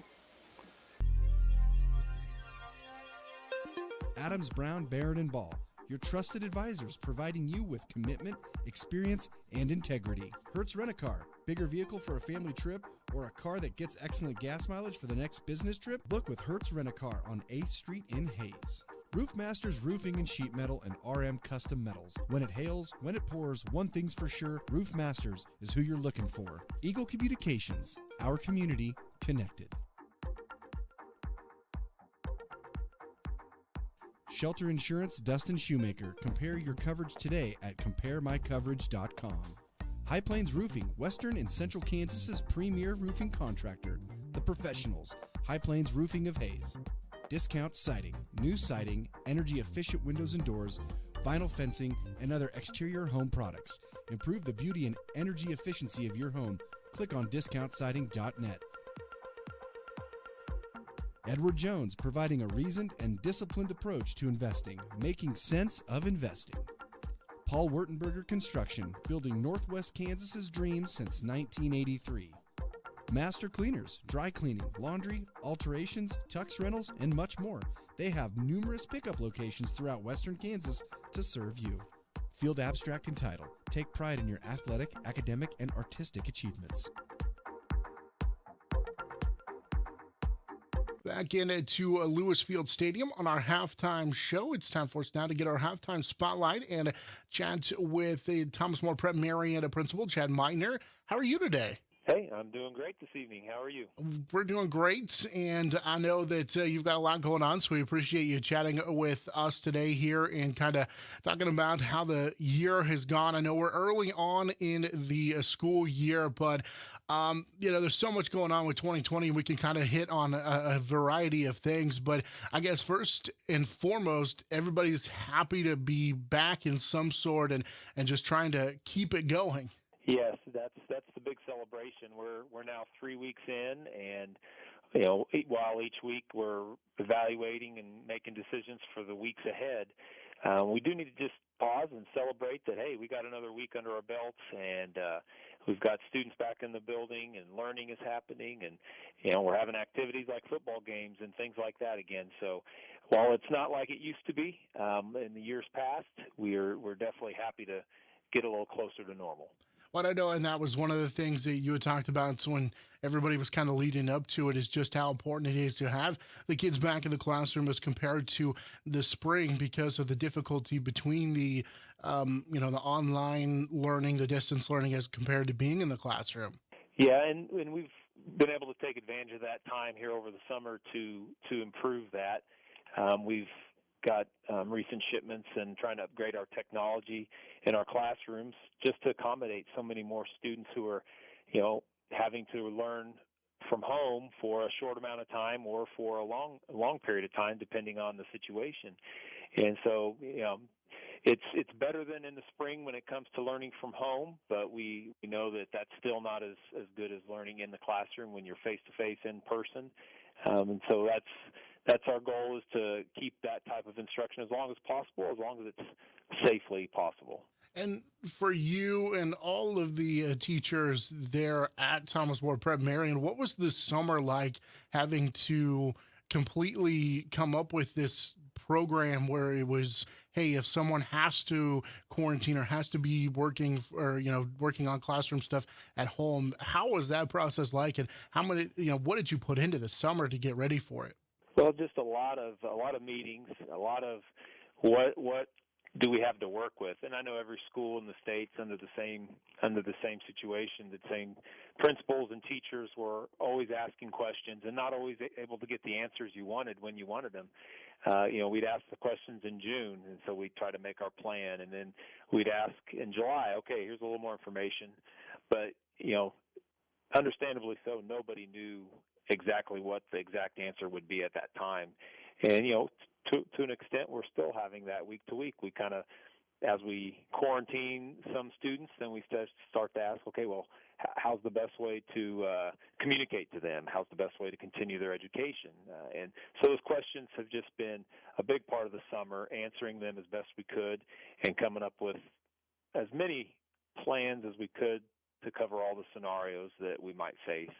And, there's some plans we made that so far we haven't had to even look at because we haven't faced that scenario yet.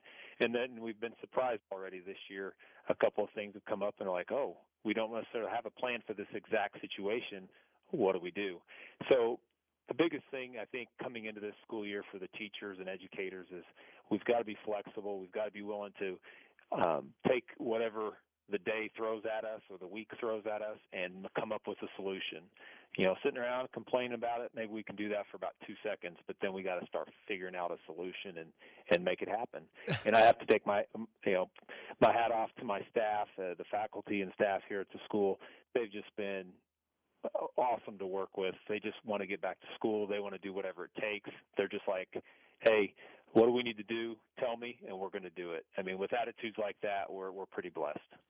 And, unfortunately, I know you and I in the past have talked about all the fun, exciting programs that were going on and stuff that you guys were working on. And unfortunately, there's not a lot of that because of the, COVID and having to deal with that. And so we're kind of talking about that. Is that, is it on the minds of the kids a lot too? I wonder, what's the morale like for the kids and the teachers there? What are you seeing from those kids? And is that something they're thinking about? And because we all have to deal with it on a daily basis. And I wonder, what are you seeing from your kids? Yeah, the kids have been great. They've got good attitudes. You can see it sometimes where they're like, oh, we have to do it this way now. At least these first few weeks. Now that it's becoming a little more of our standard routine, they're still being good teenage kids that are just making the fun, making the most out of the situation like all of us, and they're doing it in their own way. This year, when you try to think about all the things you want to change in a new school year, this was not a good year to try to do something new. This was not the year to implement this really cool program that you've been working on, because we had to focus so much energy and time on getting back to school. So those things are on the back burner a little bit. We still have great ideas, and now we're just trying to say, how do we implement these new things in teaching and in our faith in the COVID world? And so that's what we're still trying to do, a lot of those things. And the kids are just, like I said, with the teachers, they're excited to be back. They're willing to do what it takes to stay back. And each new week, each new activity, each volleyball game, cross-country race that we get under our belts, the kids' smiles become a little more sincere and last a little longer. Well, I know that we are just as happy to be back as you are, and I can't wait till we can talk about those new programs and everything that you all have going on in school and in the faith journey through TMP. So we appreciate it, and thank you for joining us, and we look forward to chatting with you again and talking more about a lot of the fun and great things going on at TMP. I look forward to it. Thank you, Jonathan. Once again, Principal Chad Moynihan joining us here. He's our halftime spotlight this week. We're going to take a quick timeout. When we come back, we'll get a chance to take a look around the happenings at Thomas More Prep Marian. That's coming up next here at halftime on the Monarch Sports Network. It's powered by Herman Physical Therapy. Adams, Brown, Barrett & Ball, your trusted advisors providing you with commitment, experience, and integrity. Hertz Rent-A-Car, bigger vehicle for a family trip or a car that gets excellent gas mileage for the next business trip? Book with Hertz Rent-A-Car on 8th Street in Hayes. Roof Masters Roofing and Sheet Metal and RM Custom Metals. When it hails, when it pours, one thing's for sure, Roof Masters is who you're looking for. Eagle Communications, our community connected. NEXTECH. Get a great deal on internet, video, voice, and business services from the technology experts. NEXTECH. Midwest Energy, a customer-owned cooperative providing safe,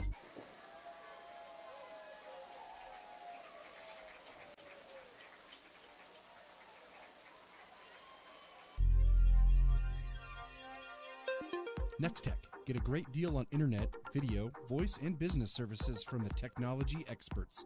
NEXTECH. Midwest Energy, a customer-owned cooperative providing safe, reliable, and efficient energy services and promoting growth throughout the region. Gibbs Auto Supply, over 200,000 parts and accessories and great staff to take care of you in Hayes and LaCrosse. Steel Fabrications, when you need something fixed and you need it done fast and need it done right, call Steel Fab. Heartland Building, when it's time to get the job done, see why so many builders rely on Heartland Building Center with a huge stock of building materials.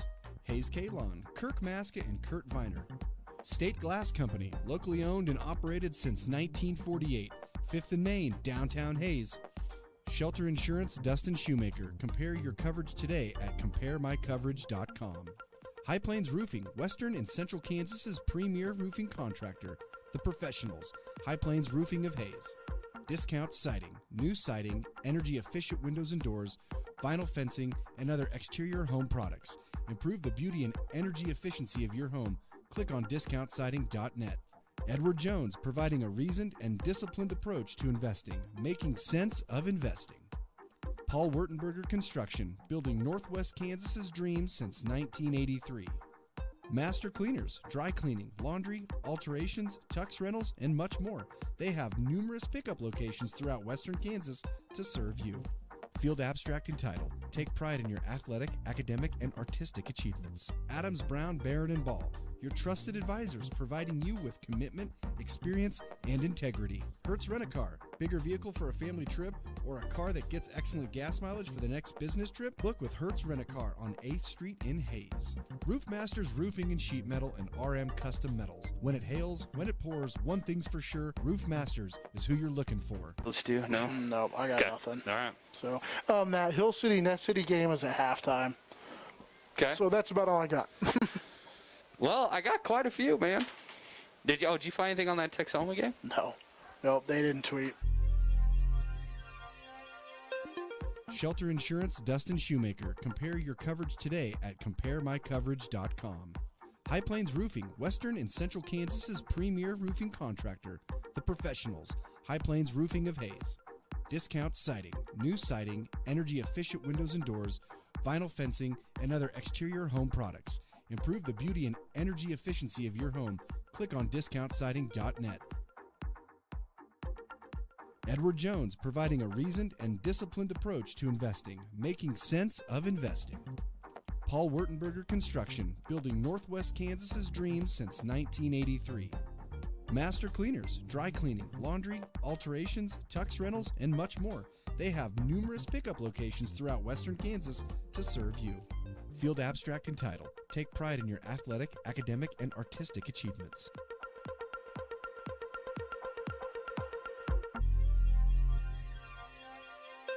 Adams, Brown, Barrett, and Ball. Your trusted advisors providing you with commitment, experience, and integrity. Hertz Rent-A-Car. Bigger vehicle for a family trip or a car that gets excellent gas mileage for the next business trip? Book with Hertz Rent-A-Car on 8th Street in Hayes.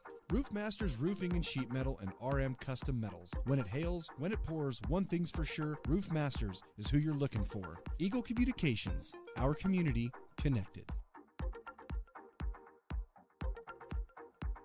NEXTECH. Get a great deal on Set for the second half of our matchup with the Russell Broncos leading 7-6. Jonathan Steiger, Jared back with you. Before we take a look at a quick chance to set this third quarter, Jared's got some score updates for you on our Hayes Kalon scoreboard update. Yeah, we'll stay here local. Hayes High is leading at half 22-14 over Great Bend, and all these scores are at the half. Smith Center at home edging Phillipsburg 7-6. Plainville up 7-3 on the road against Oakley. Hoxie 18, LaCrosse 14. Logan Palco all over Stockton 18-0.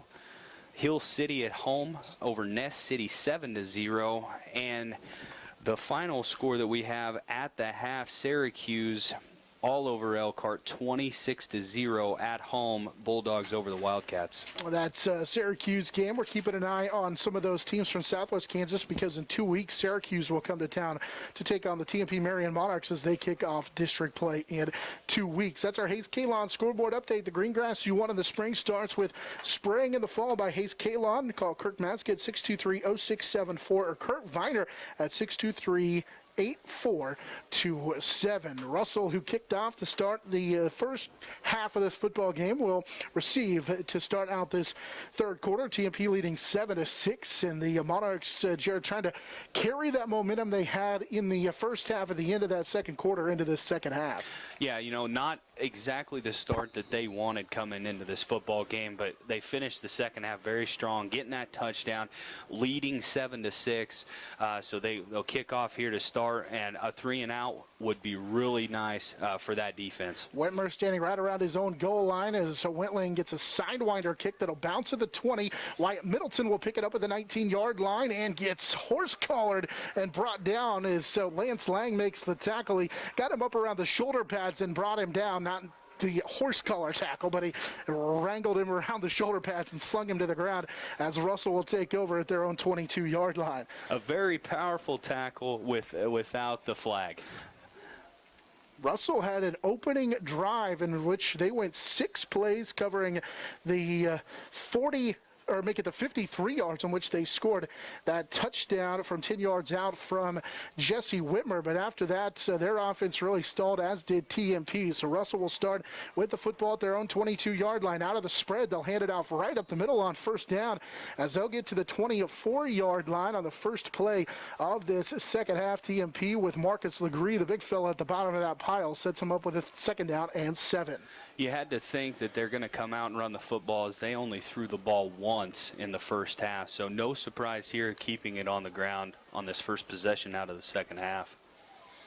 Moresco had 27 yards on 9 carries in that first half, but he was not their leading rusher as they play fake it and throw it to Psalm again, who's open right at the 29-yard line, but wrapped up immediately by Cade Harris. And now a 3rd down and 4 coming up. Psalm just sat down there, and Harris made a good open field tackle. And just as we say, you're going to be surprised that they shouldn't run the football. They only passed it once. They come out, and another quick pass similar to that first pass that they had in the first half, bringing up 3rd and 4. In that first half, they were 1 for 5 on 3rd down with the Russell Broncos as they get it to their own 29-yard line. Gibson talking with the big fullback behind him, the big 250-pound Maximus Self. TMP showing blitz, and there was movement by Russell up front as that play didn't get started.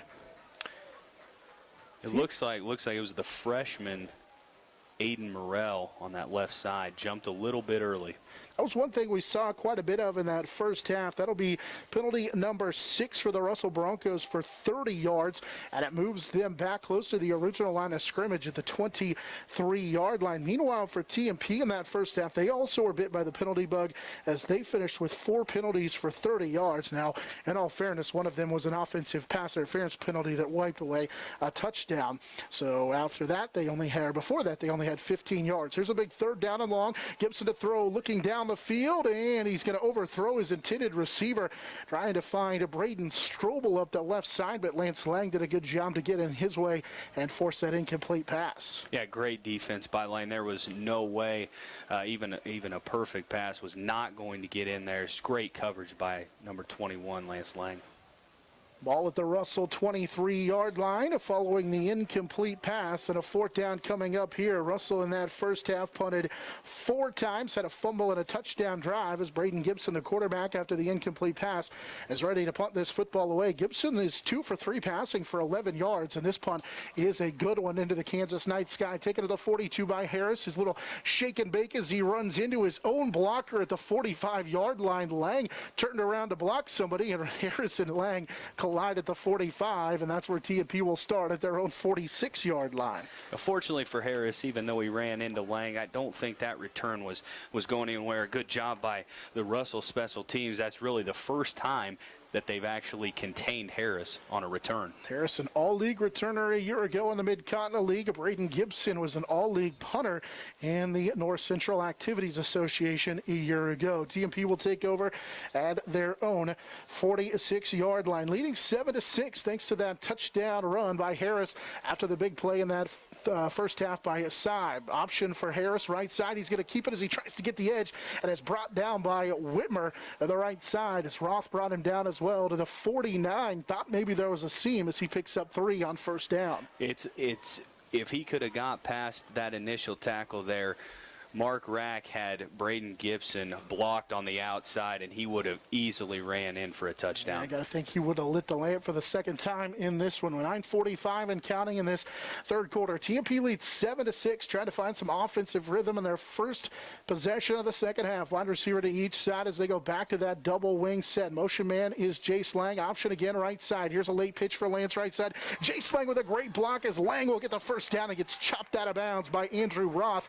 Stops Lang. They spot him out of bounds at the 43-yard line, but it's enough for a first down on a gain of 7. Yeah, the Lang and Lang connection right there, as one of them was blocking Jace with a great block for Lance on that play to really spring him and set TMP up with a first down. Fourth first down of the contest. TMP leading 7-6 as that run by Lang gets them to the Russell 43-yard line. This is the second carry for 11 yards in the contest for Lance Lang.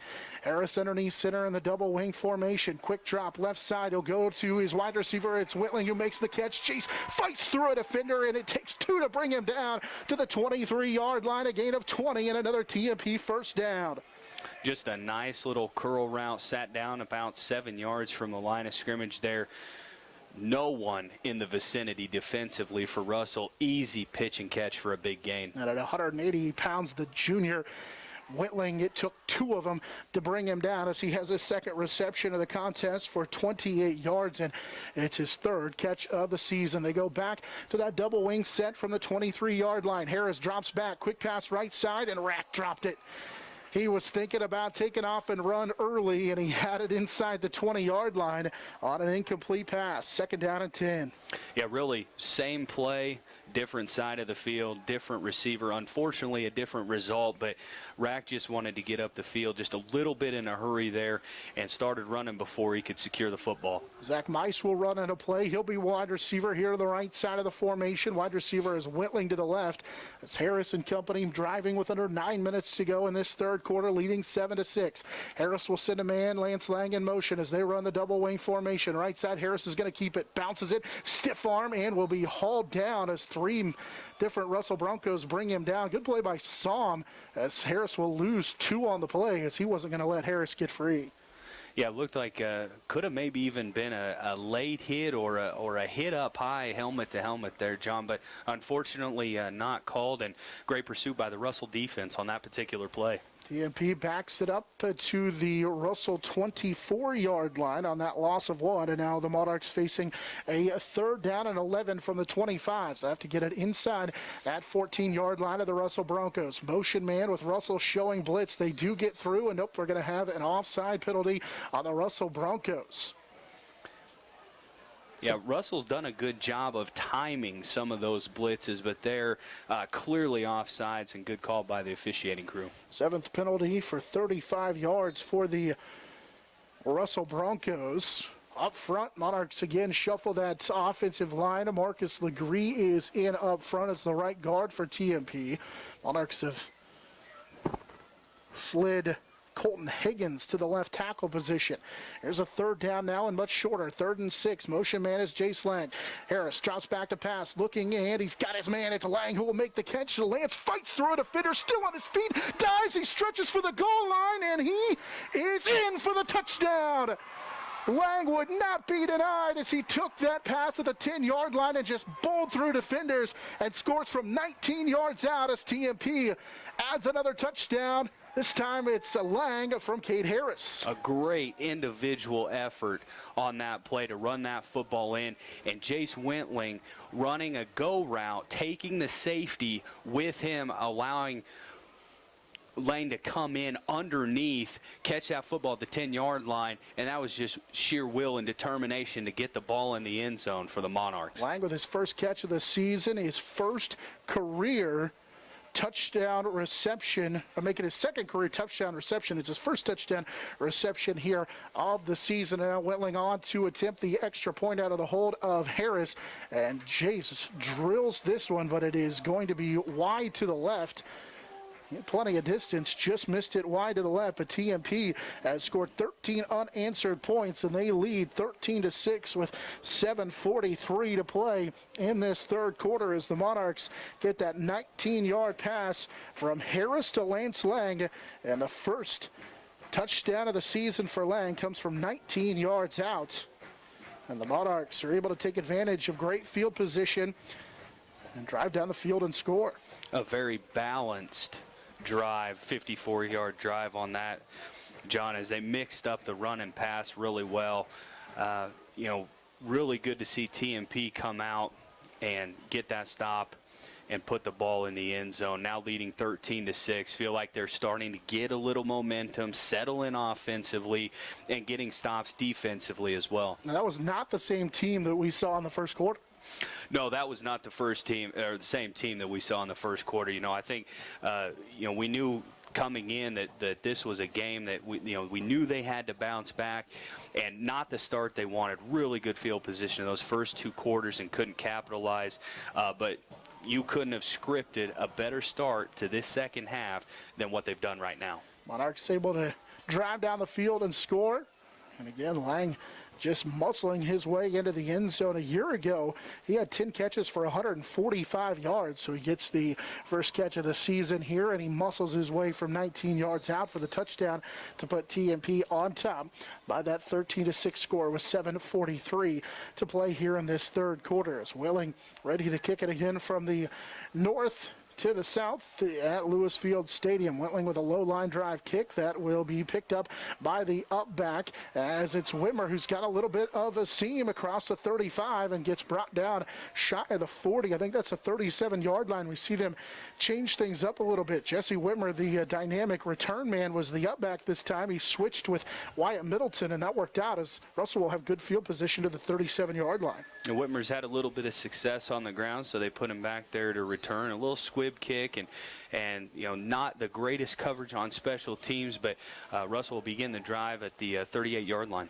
With good field position again, they have really had not great field position throughout this one. They've started inside their own 5, at their own 22, their own 18 as well. So they haven't had great field position. Their best field position was a TMP 47 on the first possession of the game. Now here's a backward pitch that is lost by the Russell Bronco. The offensive player is bobbled, still bobbled, and then TMP maybe comes away with it as Matt Hess was back there, and they will get the fumble recovery.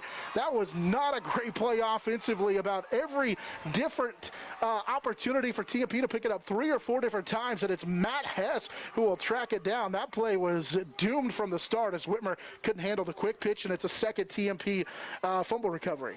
And quarterback Braden Gibson actually turned around and half throws the ball instead of pitching it to his running back, and a little game of hot potato there, John. And Matt Hess, fortunately, falling on the football, because if he doesn't get that, they're close enough to the sideline that ball goes out of bounds and Russell would retain possession. He got it at the Russell 14-yard line, and he just did get it along that sideline. So TMP's going to have great field position at the Russell 14 as they change offensive possessions. Here's a sweep left side on the quarterback, Harris.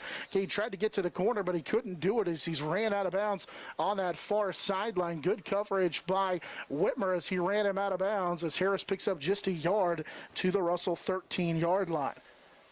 7:20 and counting here in this third quarter. In the second half here, and really even some in the second quarter, Russell's done a lot better job. Harris was able to get outside first quarter and a half, and they've kind of eliminated that here on these last few plays. He hasn't quite been able to get outside and get positive yards. TMP leading 13-6 and have the ball inside Russell's 15-yard line after the second fumble of the game for Russell. Motion man is Jace Lang. This time it's the option right side. Late pitch for by Cade Harris to Bryce Siebel, who will take it right up the middle and get close to the 5-yard line. Harris a little bit slow to get up, and Siebel just taking his time and weaving through that Russell defense is able to get to the 5-yard line. But now TMP has a man down, and I think that's Siebel, the ball carrier, as he was able to get it to the 10 and get some help up from his teammates after he gets it inside the 5, rather, as he picks up 8 yards on the play. Yeah, great run by Siebel. Unfortunately, had a couple of Monarchs on the field, both to be. Harris was down late, and Sieb coming off limping just a little bit on that right leg. Let's hope he's okay. So they'll bring Bryce Sieb here to the near sideline, and that means that Jace Lang will be the fullback in that double wing set. Andrew Schwartz is into the ball game on a third down and short. Here's a play action, or rather a straight drop back for Harris, looking to pass, rolling to his left. Now he's going to try and get to the corner, and he can't do it. For a moment, it looked like he had a man open, but a great job by Tyler Moresco, the junior, to track Harris down and sack him for a loss on that left sideline of about a yard on the play. Now it's fourth down for TMP. Yeah, just tried to keep that play alive as long as possible for a receiver to get open. Unfortunately, nobody there. And a short fourth down here, John, would be really good to see TMP get this in the end zone and go up by double digits. This linebacking crew, led by Tyler Moresco, the junior, has really done a nice job of keeping Cade Harris under wraps. He had over 100 yards rushing a week ago, 8 so far in this contest. Motion man, they'll hand it off to Jace Lang. Jace trying to run right up the middle on fourth down, and he will not get there. TMP's going to turn it over on downs. They had the fumble inside Russell's 15-yard line and will give it back at the 5-yard line on a turnover on downs. And just unfortunate there for TMP. I mean, Russell gave him a gift, really, turn the ball over, and you get that fumble. Another short field, but the Russell defense, give them credit. They stopped him, when they needed to, and now they're backed up at their own 5. Second time they've taken over inside their own 10-yard line. The last time they had to punt as they took over at their own 5. They get it back here at their own 5 with 6:37 to play here in this third quarter. TMP showing blitz on first down. Handed for Whitmer. Tried to bounce off to that left side, and he ran right into the big arms of the big defensive tackle, Legree, as Marcus did a nice job of wrapping up Whitmer for maybe a gain of about a yard on the play. Yeah, that might have been one of the better jobs by the TMP defensive front line tonight. Nothing doing for Russell on that first down play. Monarchs matching beef for beef up front, with Legree getting his first action of the season after dealing with an ankle injury a week ago. Monarchs go big for big up front. Here's a little run out pass option and a dangerous pass to the left side and incomplete. Jace Whitling hit the intended receiver on that left side, as it looked like it may have been Wyatt Middleton on that far sideline, and it was.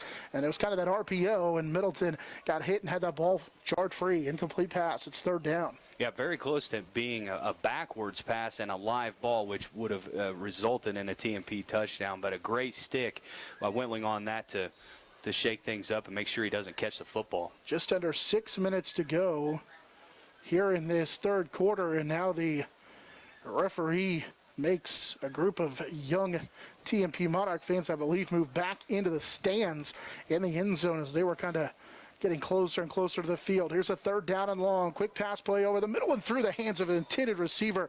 Whitmer was open, and he may have scored a touchdown as he ran right up the seam. Instead, it's an incomplete pass on fourth down, Russell. Yeah, Whitmer was going to take that one to the house, 94 yards if he catches that.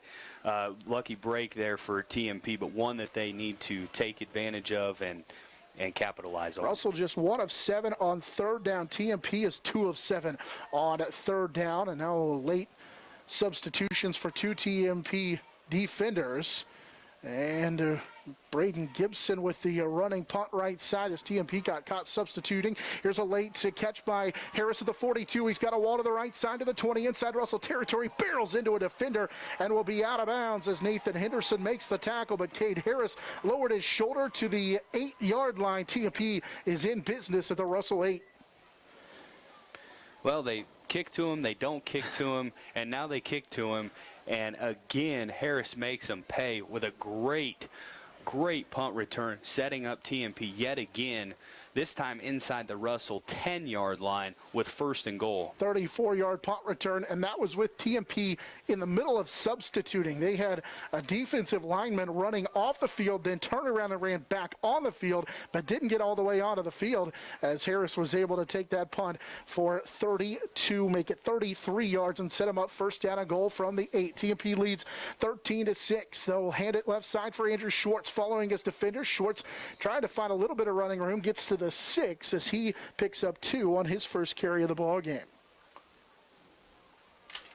Monarchs fullback Bryce Siebel still being looked at by the training staff on this near sideline. So that means Schwartz, who's played a lot defensively and been in on offense a handful of times in this ball game, is lined up as the wing back to the right side.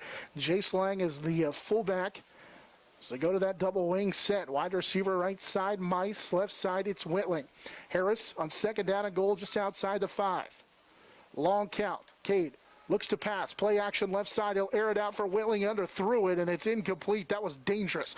Wyatt Middleton nearly had an interception, but it's through his hands, and Whitling had a little bit of help on that one, as that is incomplete. It's third down and goal. Yeah, just staring down the receiver a little too long, and great coverage by Middleton to undercut that football on the out route.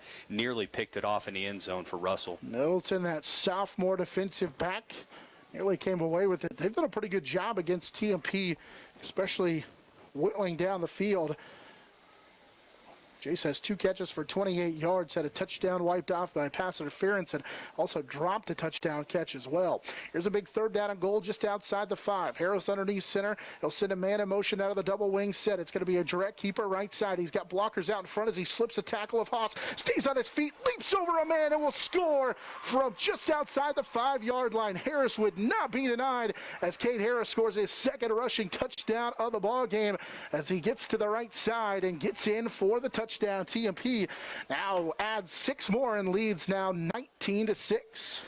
Senior Braden Ford, all 257 pounds of him, had him dead to right, grabbing the back of his jersey, doing everything but tearing it, and Harris would not be denied. Sheds a couple defenders and gets into the end zone.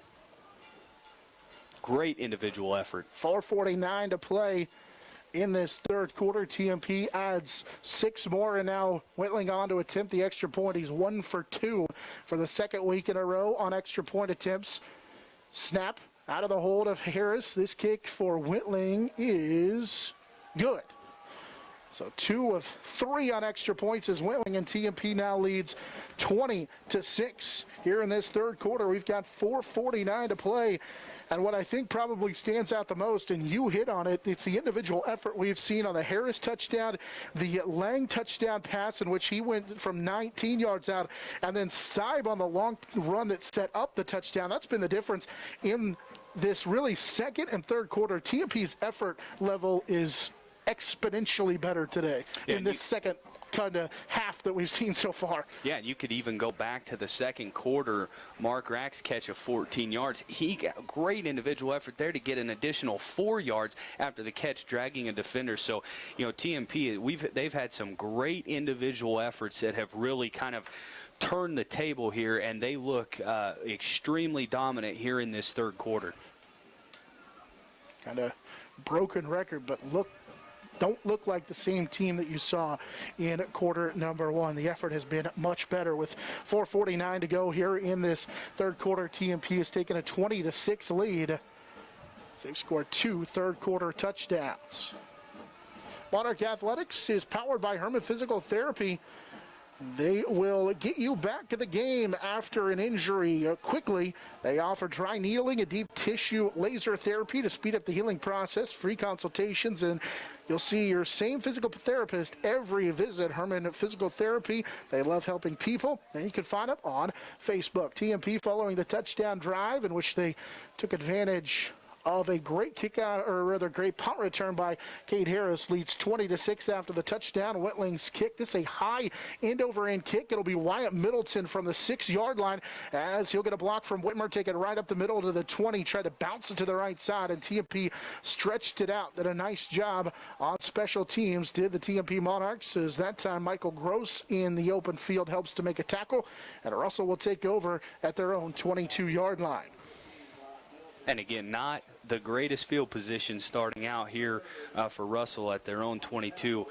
They've had pretty good field position, but obviously not as good as what TMP has had. Monarchs defensively, as talked about, the big fellas up front. Now Garrett Photo back in on that defensive line, but Legree has been big. They sub him out with Walker on that front for TMP, and Colton Hagen's in there as well as they rotate that defensive line. First down carry right up the middle for Maximus Self as he put a knee down and got maybe an extra yard as the official spots him at the actually going to move him back at about the 24.5-yard line. The big fullback at 250 pounds falls forward and picks up 2.5. I think that TMP's defensive line has done a really nice job, late second quarter and early here in the third quarter and throughout most of this quarter. And I think rotating those guys in has a lot to do with that. Keep the guys fresh and have been pretty stout defensively thus far. Higgins, Walker, along with the Legree. Michael Hale got the start on the defensive line, but he's back into that defensive linebacker position. Also into the ball game again is Kenton Ginther at that linebacker spot. TMP loading the line on second down and long. It's a little fake pitch by Gibson as he is hit the backfield and dropped. It's Matt Hess who will clean up the play. He did a fantastic job from his linebacker position to stop Braden Gibson for a loss of 3. Back to the original line of scrimmage. It's third down and 10. Yeah, Matt Hess and most of that left side was not fooled by the fake pitch, and a great play pursuing the quarterback, Braden Gibson, on that play to bring him down for a loss. Saw him run that pitch earlier in which they lost the football, and Hess came away with it on the 14-yard line of the Russell Broncos. That time Gibson faked the pitch and Hess made a big play. Here's a third down play, third down and 10. Gibson play action to throw right side. He hits his man. It's Josh Somm who gets taken down by the ankles by Cade Harris at the 29-yard line. Spot him actually shy of the 29, so it's a gain of 7, and it's a fourth down and a long 3. Call it close to 4. Somm with his third catch of the ball game for 17 yards. Yeah, he has been the only target for senior quarterback Braden Gibson tonight. 3 of 6 passing is Gibson, and now facing a fourth down and 3 down to 20-6. TMP, I think it's going to call a timeout. Russell looked like they were going to go for it. Nope, it's Russell who will take the timeout. So the Broncos thought they were going to go for it with the ball at the 29-yard line, have to get it across the 30 to about the 32. Instead, they decide to take the timeout. It's their first of this half with 2:44 to go.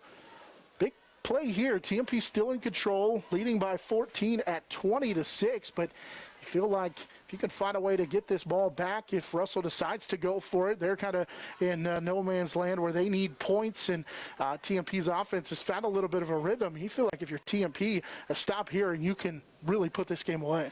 Yeah, if you're Russell, Coach Hendricks obviously wants to pick this first down up because I don't think he wants to punt to the TMP offense right now. They have found a rhythm, John, in this third quarter. They look really good at passing, throwing, and doing a lot of it with the short field. But they're definitely wanting to get that ball back here, and hopefully they can on this 4th and short. Marcus Legree back in on that defensive front with Photo and Kendall Walker. Mentioned Ginther at that outside linebacker position. We also see Bryce Sy back into the ballgame. That's huge on a fourth down and 3 from the 30-yard line. Got to get across the 32. Gibson play action as Russell will go for it. They're going to throw it deep. It's Somm down there, and it is incomplete. It was behind him, and good coverage down the field. Andrew Schwartz has been really big in this ballgame as he was in coverage that time, and TMP with great field position again following the turnover on downs for Russell. Good pressure off the right side from Kenton Ginther as well to kind of, I think, force Gibson to throw that ball maybe a little earlier than what he wanted to, but great coverage by Schwartz. And, when his number's been called tonight, John, he's been good. TMP will get great field position again at the Russell 29-yard line. Look at the last 3 possessions for TMP here in this second half. They take over at the Russell 14, the Russell 8, and the Russell 29. They have a turnover on downs and a touchdown so far in those 3 drives. TMP with 2 wide receivers to each side as they go spread. Harris out of the shotgun. He'll fake the handoff, keep it himself. Cade left side as he cuts up the hash marks and picks up 8 before he is brought down on the play by the defensive secondary player Braden Strobel, the sophomore. Harris picks up close to 8 on the play. I think even though the run game has been working, the pass game has been working, I think you can feel pretty comfortable keeping on the ground here. Just keep turning out yards and hopefully just really break the spirit of the Broncos on this drive. Monarchs have a pair of second half touchdowns. Quarterback Cade Harris found Lance Lang for 19 yards. He also has a Harris, a 6-yard touchdown run as well, following a gain of 8. It is second down and a short 3. Here's a little counter play with the fullback, Bryce Siebel. He's able to get the first down, running off that right side to the Russell 18-yard line. Gain of 4, and it's enough for a TMP first down. Yeah, as you mentioned earlier, Siebel went out about the 7-minute mark of the third quarter, limping a little bit on his right leg, but not showing any signs there. It's good to see him back in the football game and picking up that first down. Monarchs with their 7th first down of the contest. You look at the numbers, TMP doesn't have great numbers that stand out, but when you're starting in Russell territory on 3 of your 4 possessions here in this quarter, 2 of the 3 possessions back in the second quarter, and then also once in that first quarter, you're playing on the short side of the field, out of the shotgun on first down. Harris looking to pass right side as he's got Zach Mice who will make the catch, and it's chopped out of bounds. Where do they spot him out? Inside the 1. It's a first down catch, first down and goal TMP, as Zach Mice will get his first catch of the season, and the senior hauls it in for his first career reception of 17 yards and a TMP first down. Well, as you mentioned, it's tough to rack up yards when you're starting at the opponent 8, the opponent 29, the opponent 18. I mean, there's incredible field position for TMP, and they're knocking on the door again. On senior night, Mice makes the catch, and the senior has his first career reception. 2 wide receivers split to each side as TMP has Harris in the shotgun. His hip pocket is Sibe. They'll swing it to Bryce left side, makes the catch, and is hit and dropped. Good job by that Russell secondary led by Braden Strobel to make the tackle on Sibe, who loses yards back to the 4-yard line, as he'll lose 4 on the play. And great pursuit also by number 42, Tyler Moresco, on that play. Had 46 tackles last year. We've called his name a few times tonight, so a great play by him at the linebacker spot as well. Yeah, Moresco, one of their top tacklers from a year ago. Coach Jay Harris raved about how good they thought he was on that defensive unit for the Russell Broncos. After the loss, back to the 4-yard line. It's second down and goal from just inside the 5. Motion man out of the double wing. It's a lead sweep right side for Harris. Stiff arm. Key trying to put his foot in the dirt and cut it up off that right side, and is going to get down to about the 2-yard line. He had a host of blockers out in front of him, and he's able to get it back to the 2 on a gain of 3. It's third down and goal. Yeah, great pursuit by Russell's defense to not let him get outside and really just kind of dragging that play out as long as possible to try to get a little bit of a hole, and ended up picking up a couple of yards. That's the final play of this third quarter. TMP gets a pair of touchdowns, and they now lead 20-6 as we head to the fourth quarter. Monarchs on top 20-6 on the Monarch Sports Network, powered by Herman Physical Therapy. Shelter Insurance, Dustin Shoemaker. Compare your coverage today at CompareMyCoverage.com. High Plains Roofing, Western and Central Kansas's premier roofing contractor. The Professionals, High Plains Roofing of Hayes. Discount Siding, new siding, energy-efficient windows and doors, vinyl fencing, and other exterior home products. Improve the beauty and energy efficiency of your home. Click on DiscountSiding.net. Edward Jones, providing a reasoned and disciplined approach to investing, making sense of investing. Paul Wurtenberger Construction, building Northwest Kansas's dreams since 1983. Master Cleaners, dry cleaning, laundry, alterations, tux rentals, and much more. They have numerous pickup locations throughout Western Kansas to serve you. Field Abstract and Title, take pride in your athletic, academic, and artistic achievements.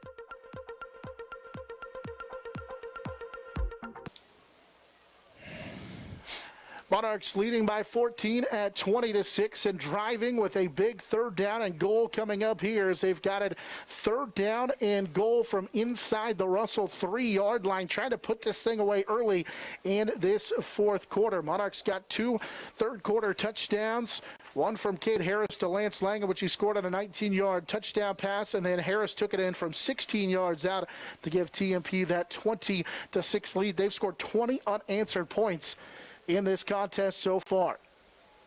Monarchs will go to the double wing set on a third down here and goal. 2 wide receivers, 1 split to each side.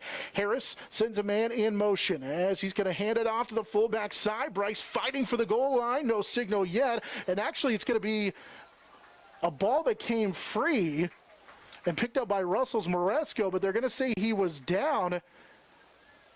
Not sure if Siebel didn't get a great look at it. Siebel was laying on top of somebody. So we take a look at it as the Monarchs.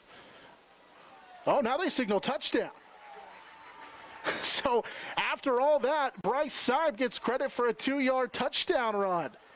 A very, very late call from the officials. I think they were just kind of looking at each other, no one making a call. Working out in TMP's favor, though, as they give Siebel the touchdown with the extra point pending. Siebel gets a 2-yard touchdown run. It's his second week in a row in which he's got a touchdown, and the Monarchs lead 26-6 out of the hold of Harris. The extra point for Whitling is good to put TMP on top 27-6 with 11:54 to play in this ball game as Bryce Siebel scores on the 2-yard touchdown run. And a little bit of a bizarre play. I think why maybe the confusion, Siebel, I believe from our vantage point, it looked like Siebel was laying on top of one of his fellow players, one of his blockers, and so he broke the plane, and then the ball came free, and that's when Russell came out of there with it, and the officials just all kind of looked at each other, and no one signaled touchdown until the white hat well after the play, as Jared mentioned, decided that it was a touchdown. But nonetheless, TMP adds to their score. They've scored 27 unanswered. They lead 27-6. And another, impressive drive. Only needed to go 29 yards, but 6 plays, mixing up the run, and then obviously that great pass and catch to Mice on for the 17-yard reception that set them all up at the 1-yard line. So again, there's still a lot of time left in this game, John, but TMP offensively is looking really well, and defensively they're not giving Russell anything. Russell had that opening drive in which they covered 6 plays and went 47 yards, capped it off that 10-yard touchdown run by Jesse Whitmer. But since then, TMP has forced them in to a turnover on downs, a fumble, actually had a couple of fumbles, and then also several punts along the way. As Whitling has it teed up, he'll kick it from the south to the north. This is a short kick, and it'll be Whitmer, the up back, inside the 15 as he zigzags away from a TMP defender, and now he's got to the sideline. It's a foot race. Whitmer inside TMP territory to the 50. Whitling can't bring him down from behind. Whitmer still on his feet, and it'll be Andrew Schwartz who saves the touchdown, but not before Jesse Whitmer returns it to the TMP 7-yard line. And Whitmer a little bit slow to get up. Andrew Schwartz saved a touchdown with just sheer effort on a near touchdown return for Jesse Whitmer. Yeah, incredible individual effort to not give up on that play. And this, as we mentioned before, John, you've got everything rolling in your favor. You really don't want to give them anything that would give them any life to get back in this football game. And now you get a huge kickoff return, and Russell knocking on the door here early in the 4th. TMP gives Russell their best field position of the ball game. It's a TMP 8-yard line. TMP has had several opportunities inside Russell's territory. Now it's Russell's turn from the TMP 8 after the big kickoff return. They run it right up the middle, and not a lot of running room. They say the first back through, it is the big fella, Maximus Self, that'll get to the 5-yard line, rather. Of course, wearing 45 on his back, he picks up 3 on the play to the 5. Self, a 250-pound junior with 10 yards now on 4 carries. With 11:11 to play in this 4th quarter, there's still a lot of time as Russell again goes with Self, and he just pushes his way to the 1-yard line inside the 1. They just went right up the middle behind that big offensive line, and Self again able to get it on 2nd down inside the 1 to the 3-yard line as he picks up 4. And no surprise here, a couple of runs here. I would suspect that they're going to stay on the ground and not do anything too fancy on the offensive side and just keep running the big 275-pound running back. High formation, and it's Self again. Self, though, stacked up at the line of scrimmage. No signal yet, and he is denied on 3rd down and short. The TMP big fellas up front get help. Is coming to clean it up was Cade Harris. Good job by that TMP front as they're able to stop the 250-pound fullback at the 1-yard line.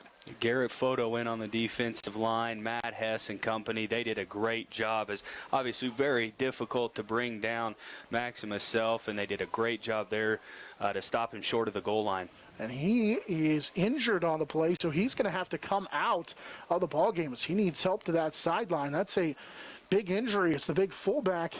Maximus Self is banged up. You have to wonder if they've handed it off to Self a couple of times, if maybe they won't hand it off to Tyler Maresco. We haven't seen a lot of Maresco, the former offensive lineman, but we'll see what they decide to do. It's 4th down and 1, 4th down and goal from the 1.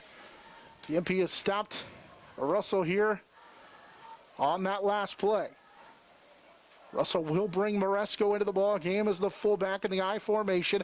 Wide receiver to each side. 4th down and goal. TMP showing blitz. They nearly get into the neutral zone, and they do. One of the Monarchs blitzing secondary players or linebackers got into the neutral zone, but you can't really move the ball any closer than that as Russell's late on a substitution. It's half the distance to the goal, but half the distance to the length of the football is minuscule. And Cade Harris just a little anxious on that play coming across. There's a handoff left side, hit the backfield and drop. They try and run it left side, and the Monarchs shoot through with great penetration up front. Russell tried to run it off of that left side, and a great play up front. Kendall Walker, the big defensive tackle, made a great play off that left side, and it's a turnover on downs for Russell. What a play by the freshman Walker. I mean, he was almost in the backfield before the back even took the ball. A big defensive stop. Just when you thought, Russell might get back into this football game, TMP defense does what they've been doing for most of this game now, ever since that first touchdown drive, and they have kept Russell off the scoreboard. The 215-pound freshman Walker got mauled as he came to the sideline. It's a great play by him up front as he shot the gap and was able to force the turnover on downs. TMP with their worst field position of the ball game. It's their own 3-yard line. As Harris looking to pass. Cade into the end zone, will roll to the right now with a block. He's going to throw it late over the middle, and he bounced it to the feet of Lang. He had pressure from a couple of different defenders from the Russell Broncos. Harris tried to roll to the left and reverse field back to the right, and that one is short, and it's 2nd down and 10. Still from the TMP 3-yard line with under 10 minutes to go here in this 4th quarter. TMP on top, though, 27-6. Yeah, this is by far TMP's worst field position of the night at their own 3-yard line. They're used to starting, around the 3 to 5 yard line, but usually it's in Russell territory. This is only the 5th time TMP has actually started inside their own territory. They played much of the game on Russell's side of the field. Monarchs leading 27-6. Harris sends a man in motion. That's Lance Lang. They're going to run the option to the left side as he tries to get a block from Jace Lang. He will stop to the 5. Then Harris tried to reverse field and just goes down at the 5-yard line. Tried allowed for his blockers to get forward as Logan Keller, the linebacker, makes the tackle, but only a gain of 2, and it's 3rd down and 8. Tyler Maresco coming on a little bit of a blitz there, forcing that play outside probably a little bit before they wanted it to, but good penetration there by the Russell defense. Well, yeah, you got to give Russell a lot of credit. They have really bottled up Cade Harris. He has just 21 yards on 6 carries. Meanwhile, Bryce Sieb has 48 yards on 9 carries. He's the leading rusher in this contest. TMP on a 3rd down and 8 as they work from their own 5. Harris underneath center, play action. Little pump fake. He's got a man as he'll lay it right side, and catching it is Mark Rack. He's into the open field, and now it's a foot race to the 40, into the Russell 30, and he is gone to the 20, to the 10. Touchdown, Mark Rack, as he hooks up with Cade Harris hooks up with Mark Rack as he goes for a 95-yard touchdown pass, and the Monarchs out of the score with just under 9 minutes to go on the touchdown. It's the longest touchdown pass of Harris's young career, and Mark Rack hauls in his first touchdown of his career as the junior scores from 95 yards out.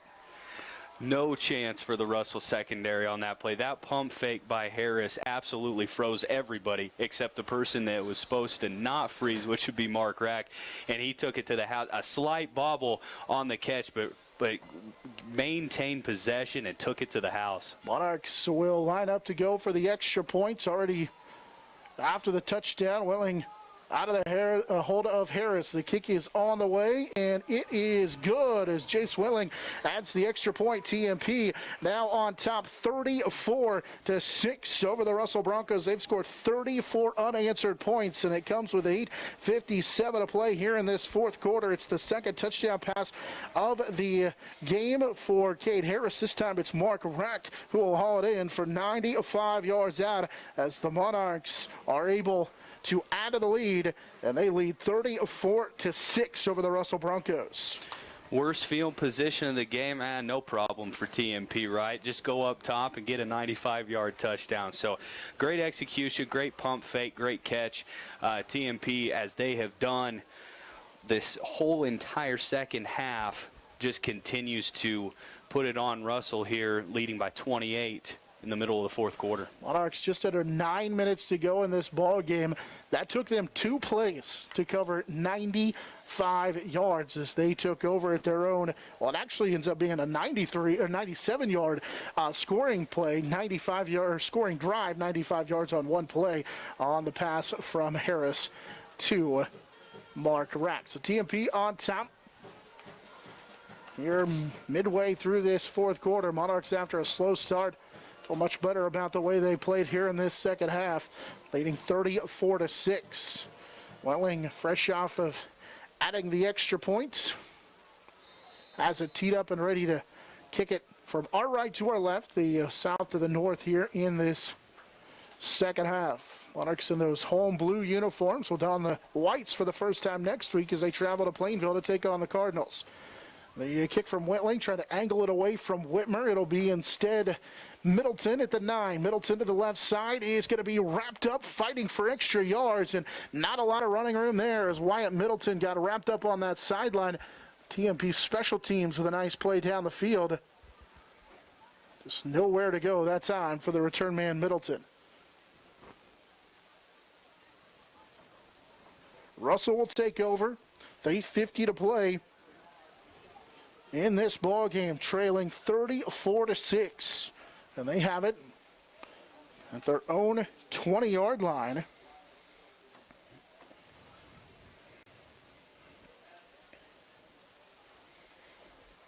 Gibson, the quarterback, will go to the shotgun formation. TMP late getting a man off the field. No flag on the play as they run it left side to the Russell Broncos. Russell goes for a gain of about 3. Running it off that left side with Whitmer.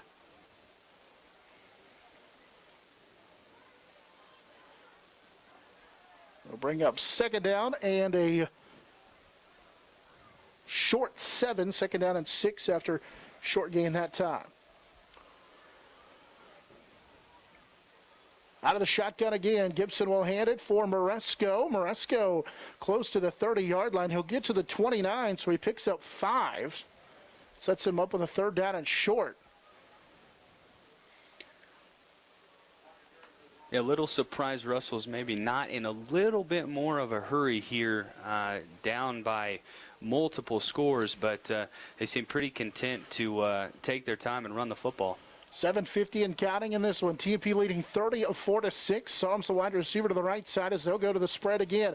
Here's the handoff. Maresco hit behind the line of scrimmage, and he's not going to get the first down. He'll get back to the line of scrimmage, but that's it. TMP with good penetration up front. Zach Mice in on the tackle. And the ball to the 30, so no gain. Well, actually, they do give him forward progress. It's close, but not quite enough for a first down. Yeah, and Colton Hagen's the freshman defensive tackle in on that as well. It's the young defensive line has done a really nice job containing Russell's run game. Now we're going to get a timeout on the field. Russell facing a fourth down and short. So with 7:18 to go here in this one, Monarchs on top, 34-6. Russell facing a fourth down and short.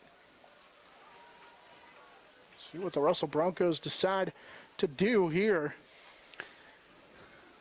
Yeah, whatever they decide to do, John, they need to do it in quite a hurry here, down by 28. late in this ball game. What a turn of events. Monarchs did not play well in that first quarter. It felt like Russell kind of dominated that first quarter, especially driving down the field and scoring on that opening possession. But after TMP's offense finally found a little bit of rhythm, they were able to bounce back and really put the pedal to the metal here in this one. And able to take a 34-6 lead, but fourth down coming up here for the Broncos. And sometimes all it takes is one good play, whether it's on the ground or through the air, to really get the offense going, and that's exactly what they've done. Well, on fourth down and short, handoff from Moresco right side, and he'll get enough for the first down. He falls forward for a gain of 4 on the play, and a Russell first down. That is just the 4th first down of the game for the Russell Broncos as Moresco picks up the first down. Monarchs running on in and out several new players into the contest. Jared saw on the sideline too as well. Garrett Pfeiffer on crutches, so Pfeiffer gets banged up in this one as Monarchs with several new faces into the ballgame. Hunter Flax, by the way, the senior, made a tackle on that blast play for Moresco. They'll again hand it for Moresco. He's hit and dropped in the backfield. What a great play. Matt Hess leading the way and getting help from Matt Valling as TMP able to clean it up. And then a couple of different TMP defenders in there making the tackle. They've done a nice job stretching that one outside as Gavin Shoemaker comes up to make a big tackle as well. Yeah, good to see some other players for TMP getting the ball game and immediately making an impact. Monarchs, mentioned a lot of new faces in there. Shoemaker's in at that linebacker position. Monarchs also bring Peyton Schwartz into the ball game for the first time. Gibson to pass over the top, and it is deflected and nearly intercepted. In fact, it's going to be then caught by the Russell wide receiver, and then a late flag came out as that was nearly intercepted by Peyton Schwartz, but then Jesse Whitmer comes up with the loose football, or with the deflection, what was nearly intercepted, and takes it all the way down to the TMP 33-yard line. As Schwartz just mistimed his jump, but he would have either had an interception or deflected the ball down, but just over his outstretched arms, and the receiver made the play. It's a 39-yard pass and catch, but then they had the 15-yard penalty on the block in the back. It still gets them to the 48-yard line, though, of the TMP-Marian Monarchs. Goes down as a 28-yard pitch and catch after the penalty. 28-yard gain as Whitmer calls it in for the first time. Yeah, by far the longest offensive play for Russell all game. Here's a quick patch left side, deflected and nearly caught on the deflection. TMP did a nice job that time as getting a paw up and deflecting. That one was Kenton Ginther, and it's incomplete. Ginther has done a really good job this entire game, whether it's getting upfield and getting pressure on the quarterback or right there with a cat-like reflex to get the big paw up and knock the ball down. Monarchs, several new faces into the contest. Michael Gross, the senior defensive back, in there as well.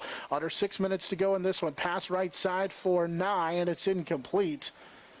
Gibson trying to throw it to the flat right side, and now it brings up a 3rd down and 10 from the TMP 48-yard line.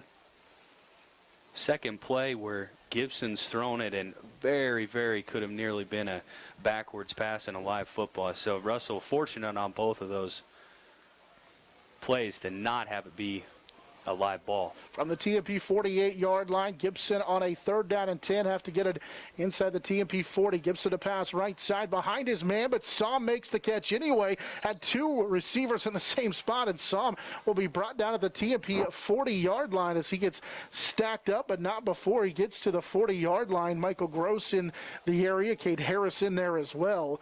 As they get it down to the 40-yard line, it's an 8-yard catch for Somm, his 4th catch of the contest for 25 yards.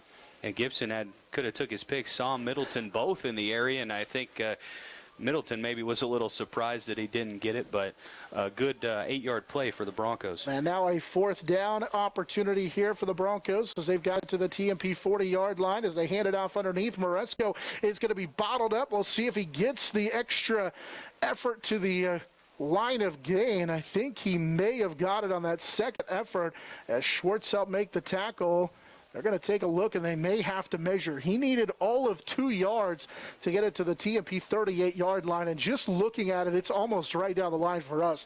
That ball is about halfway in between the marker And I think he may have enough for a first down, trying to convert on their first fourth down attempt of the contest. You know it's close when they got to bring the chains out, but I think he's going to be just a little short. Wow, just the length of a couple of chains, the link on the chains, and so TMP will force another turnover on downs for the Russell Broncos. That's their third in a row in this contest, and the Monarchs will get the football back, leading 34-6. 5:05 to play in this one. Time to put together a nice long drive here and salt this one away on top, 34-6.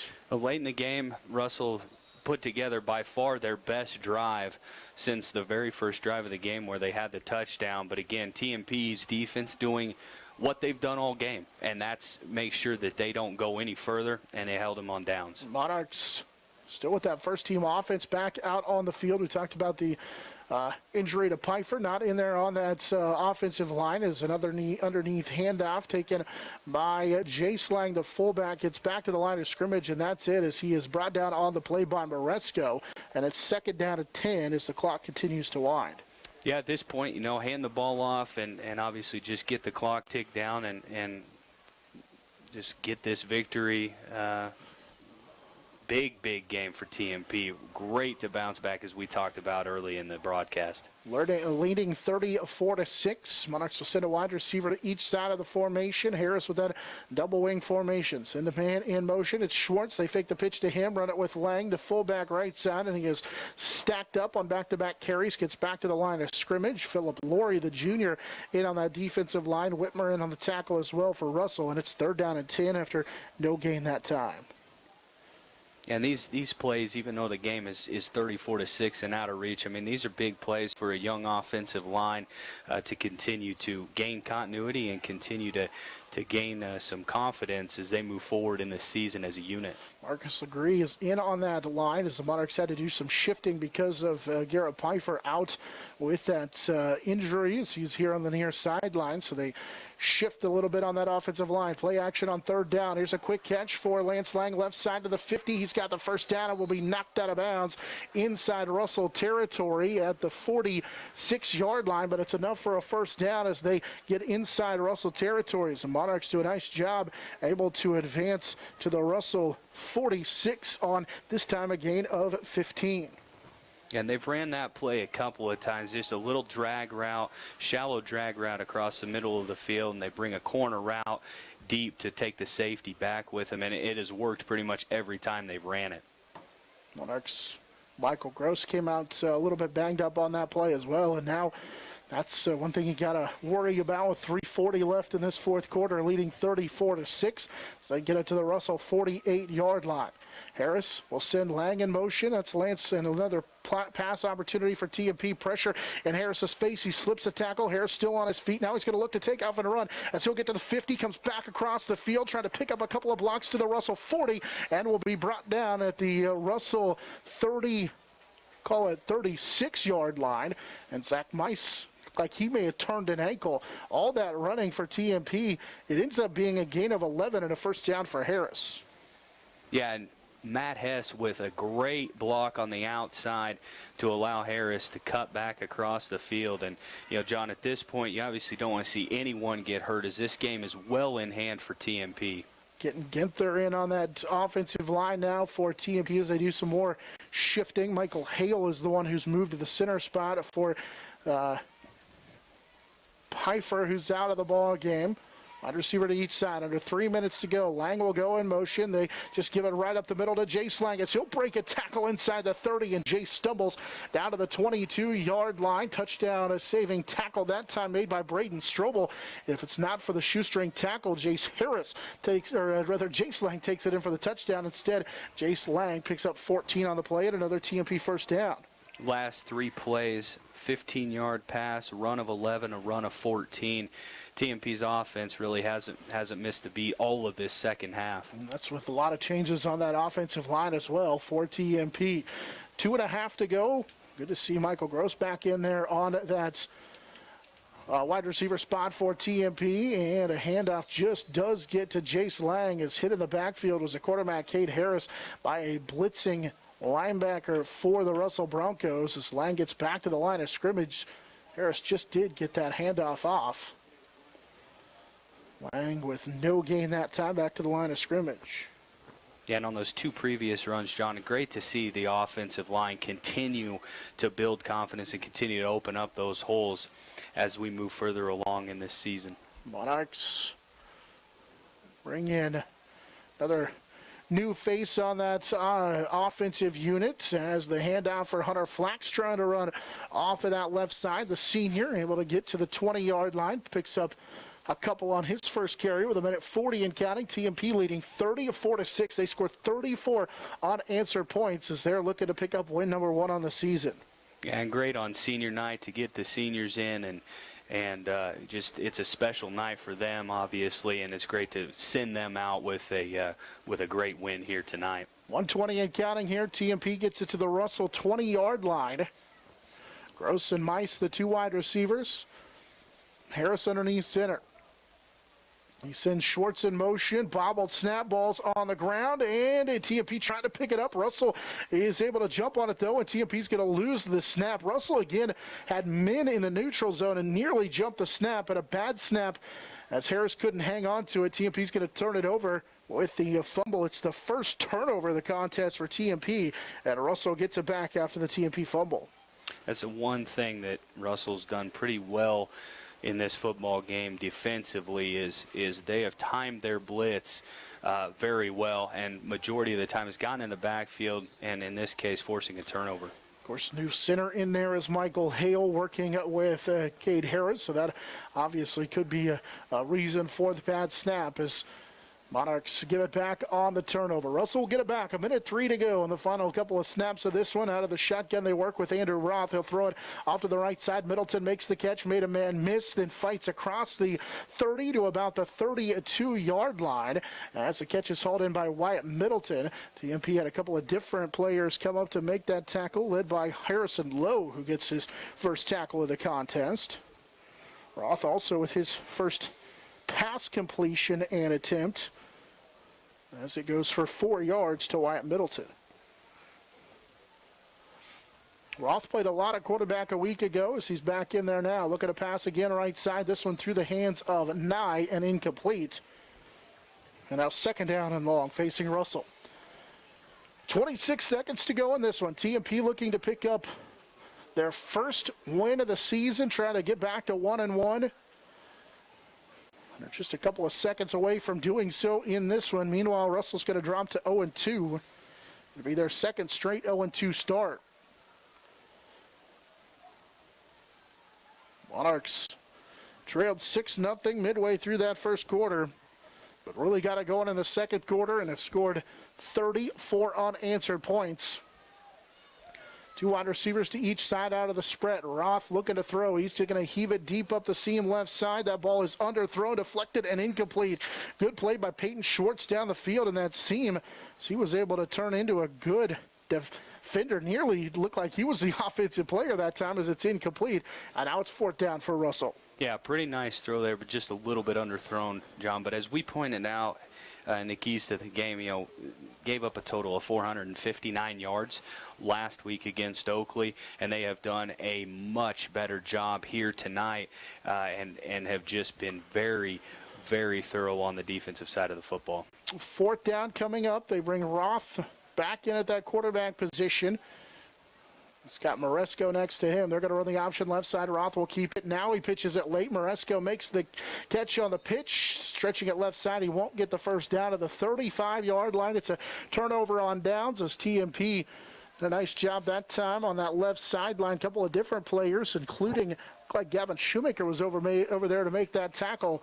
And the turnover on downs will be the fourth straight of this second half for the Russell Broncos. And TMP's going to get it back with a chance to take a knee and take this one to the win column here in week number 2 of the high school football season.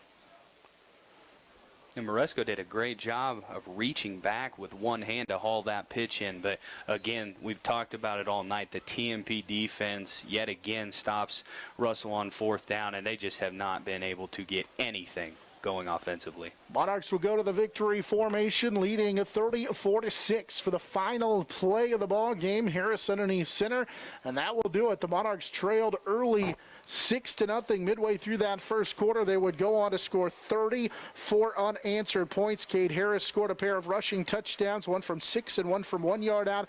He also threw two touchdowns in the ball game. One to Lance Lang for 19 yards, that 95-yard pass from Harris to Rack in that fourth quarter, and then also Bryce Siebel added a 2-yard touchdown run. Monarchs scored 34 unanswered as they trailed 6-0 midway through the first quarter, but win 34-6 tonight over the Russell Broncos. TMP moves to 1-1 on the season. They get a matchup in Plainville in week 3 of the high school football season next week. Meanwhile, Russell drops to 0-2 on the season. They're at home for the first time next week against the Norton Blue Jays. Again, our final here, 34-6 TMP with the victory. Monarch Sports Network is powered by Herman Physical Therapy. NEXTECH. Get a great deal on internet, video, voice, and business services from the technology experts.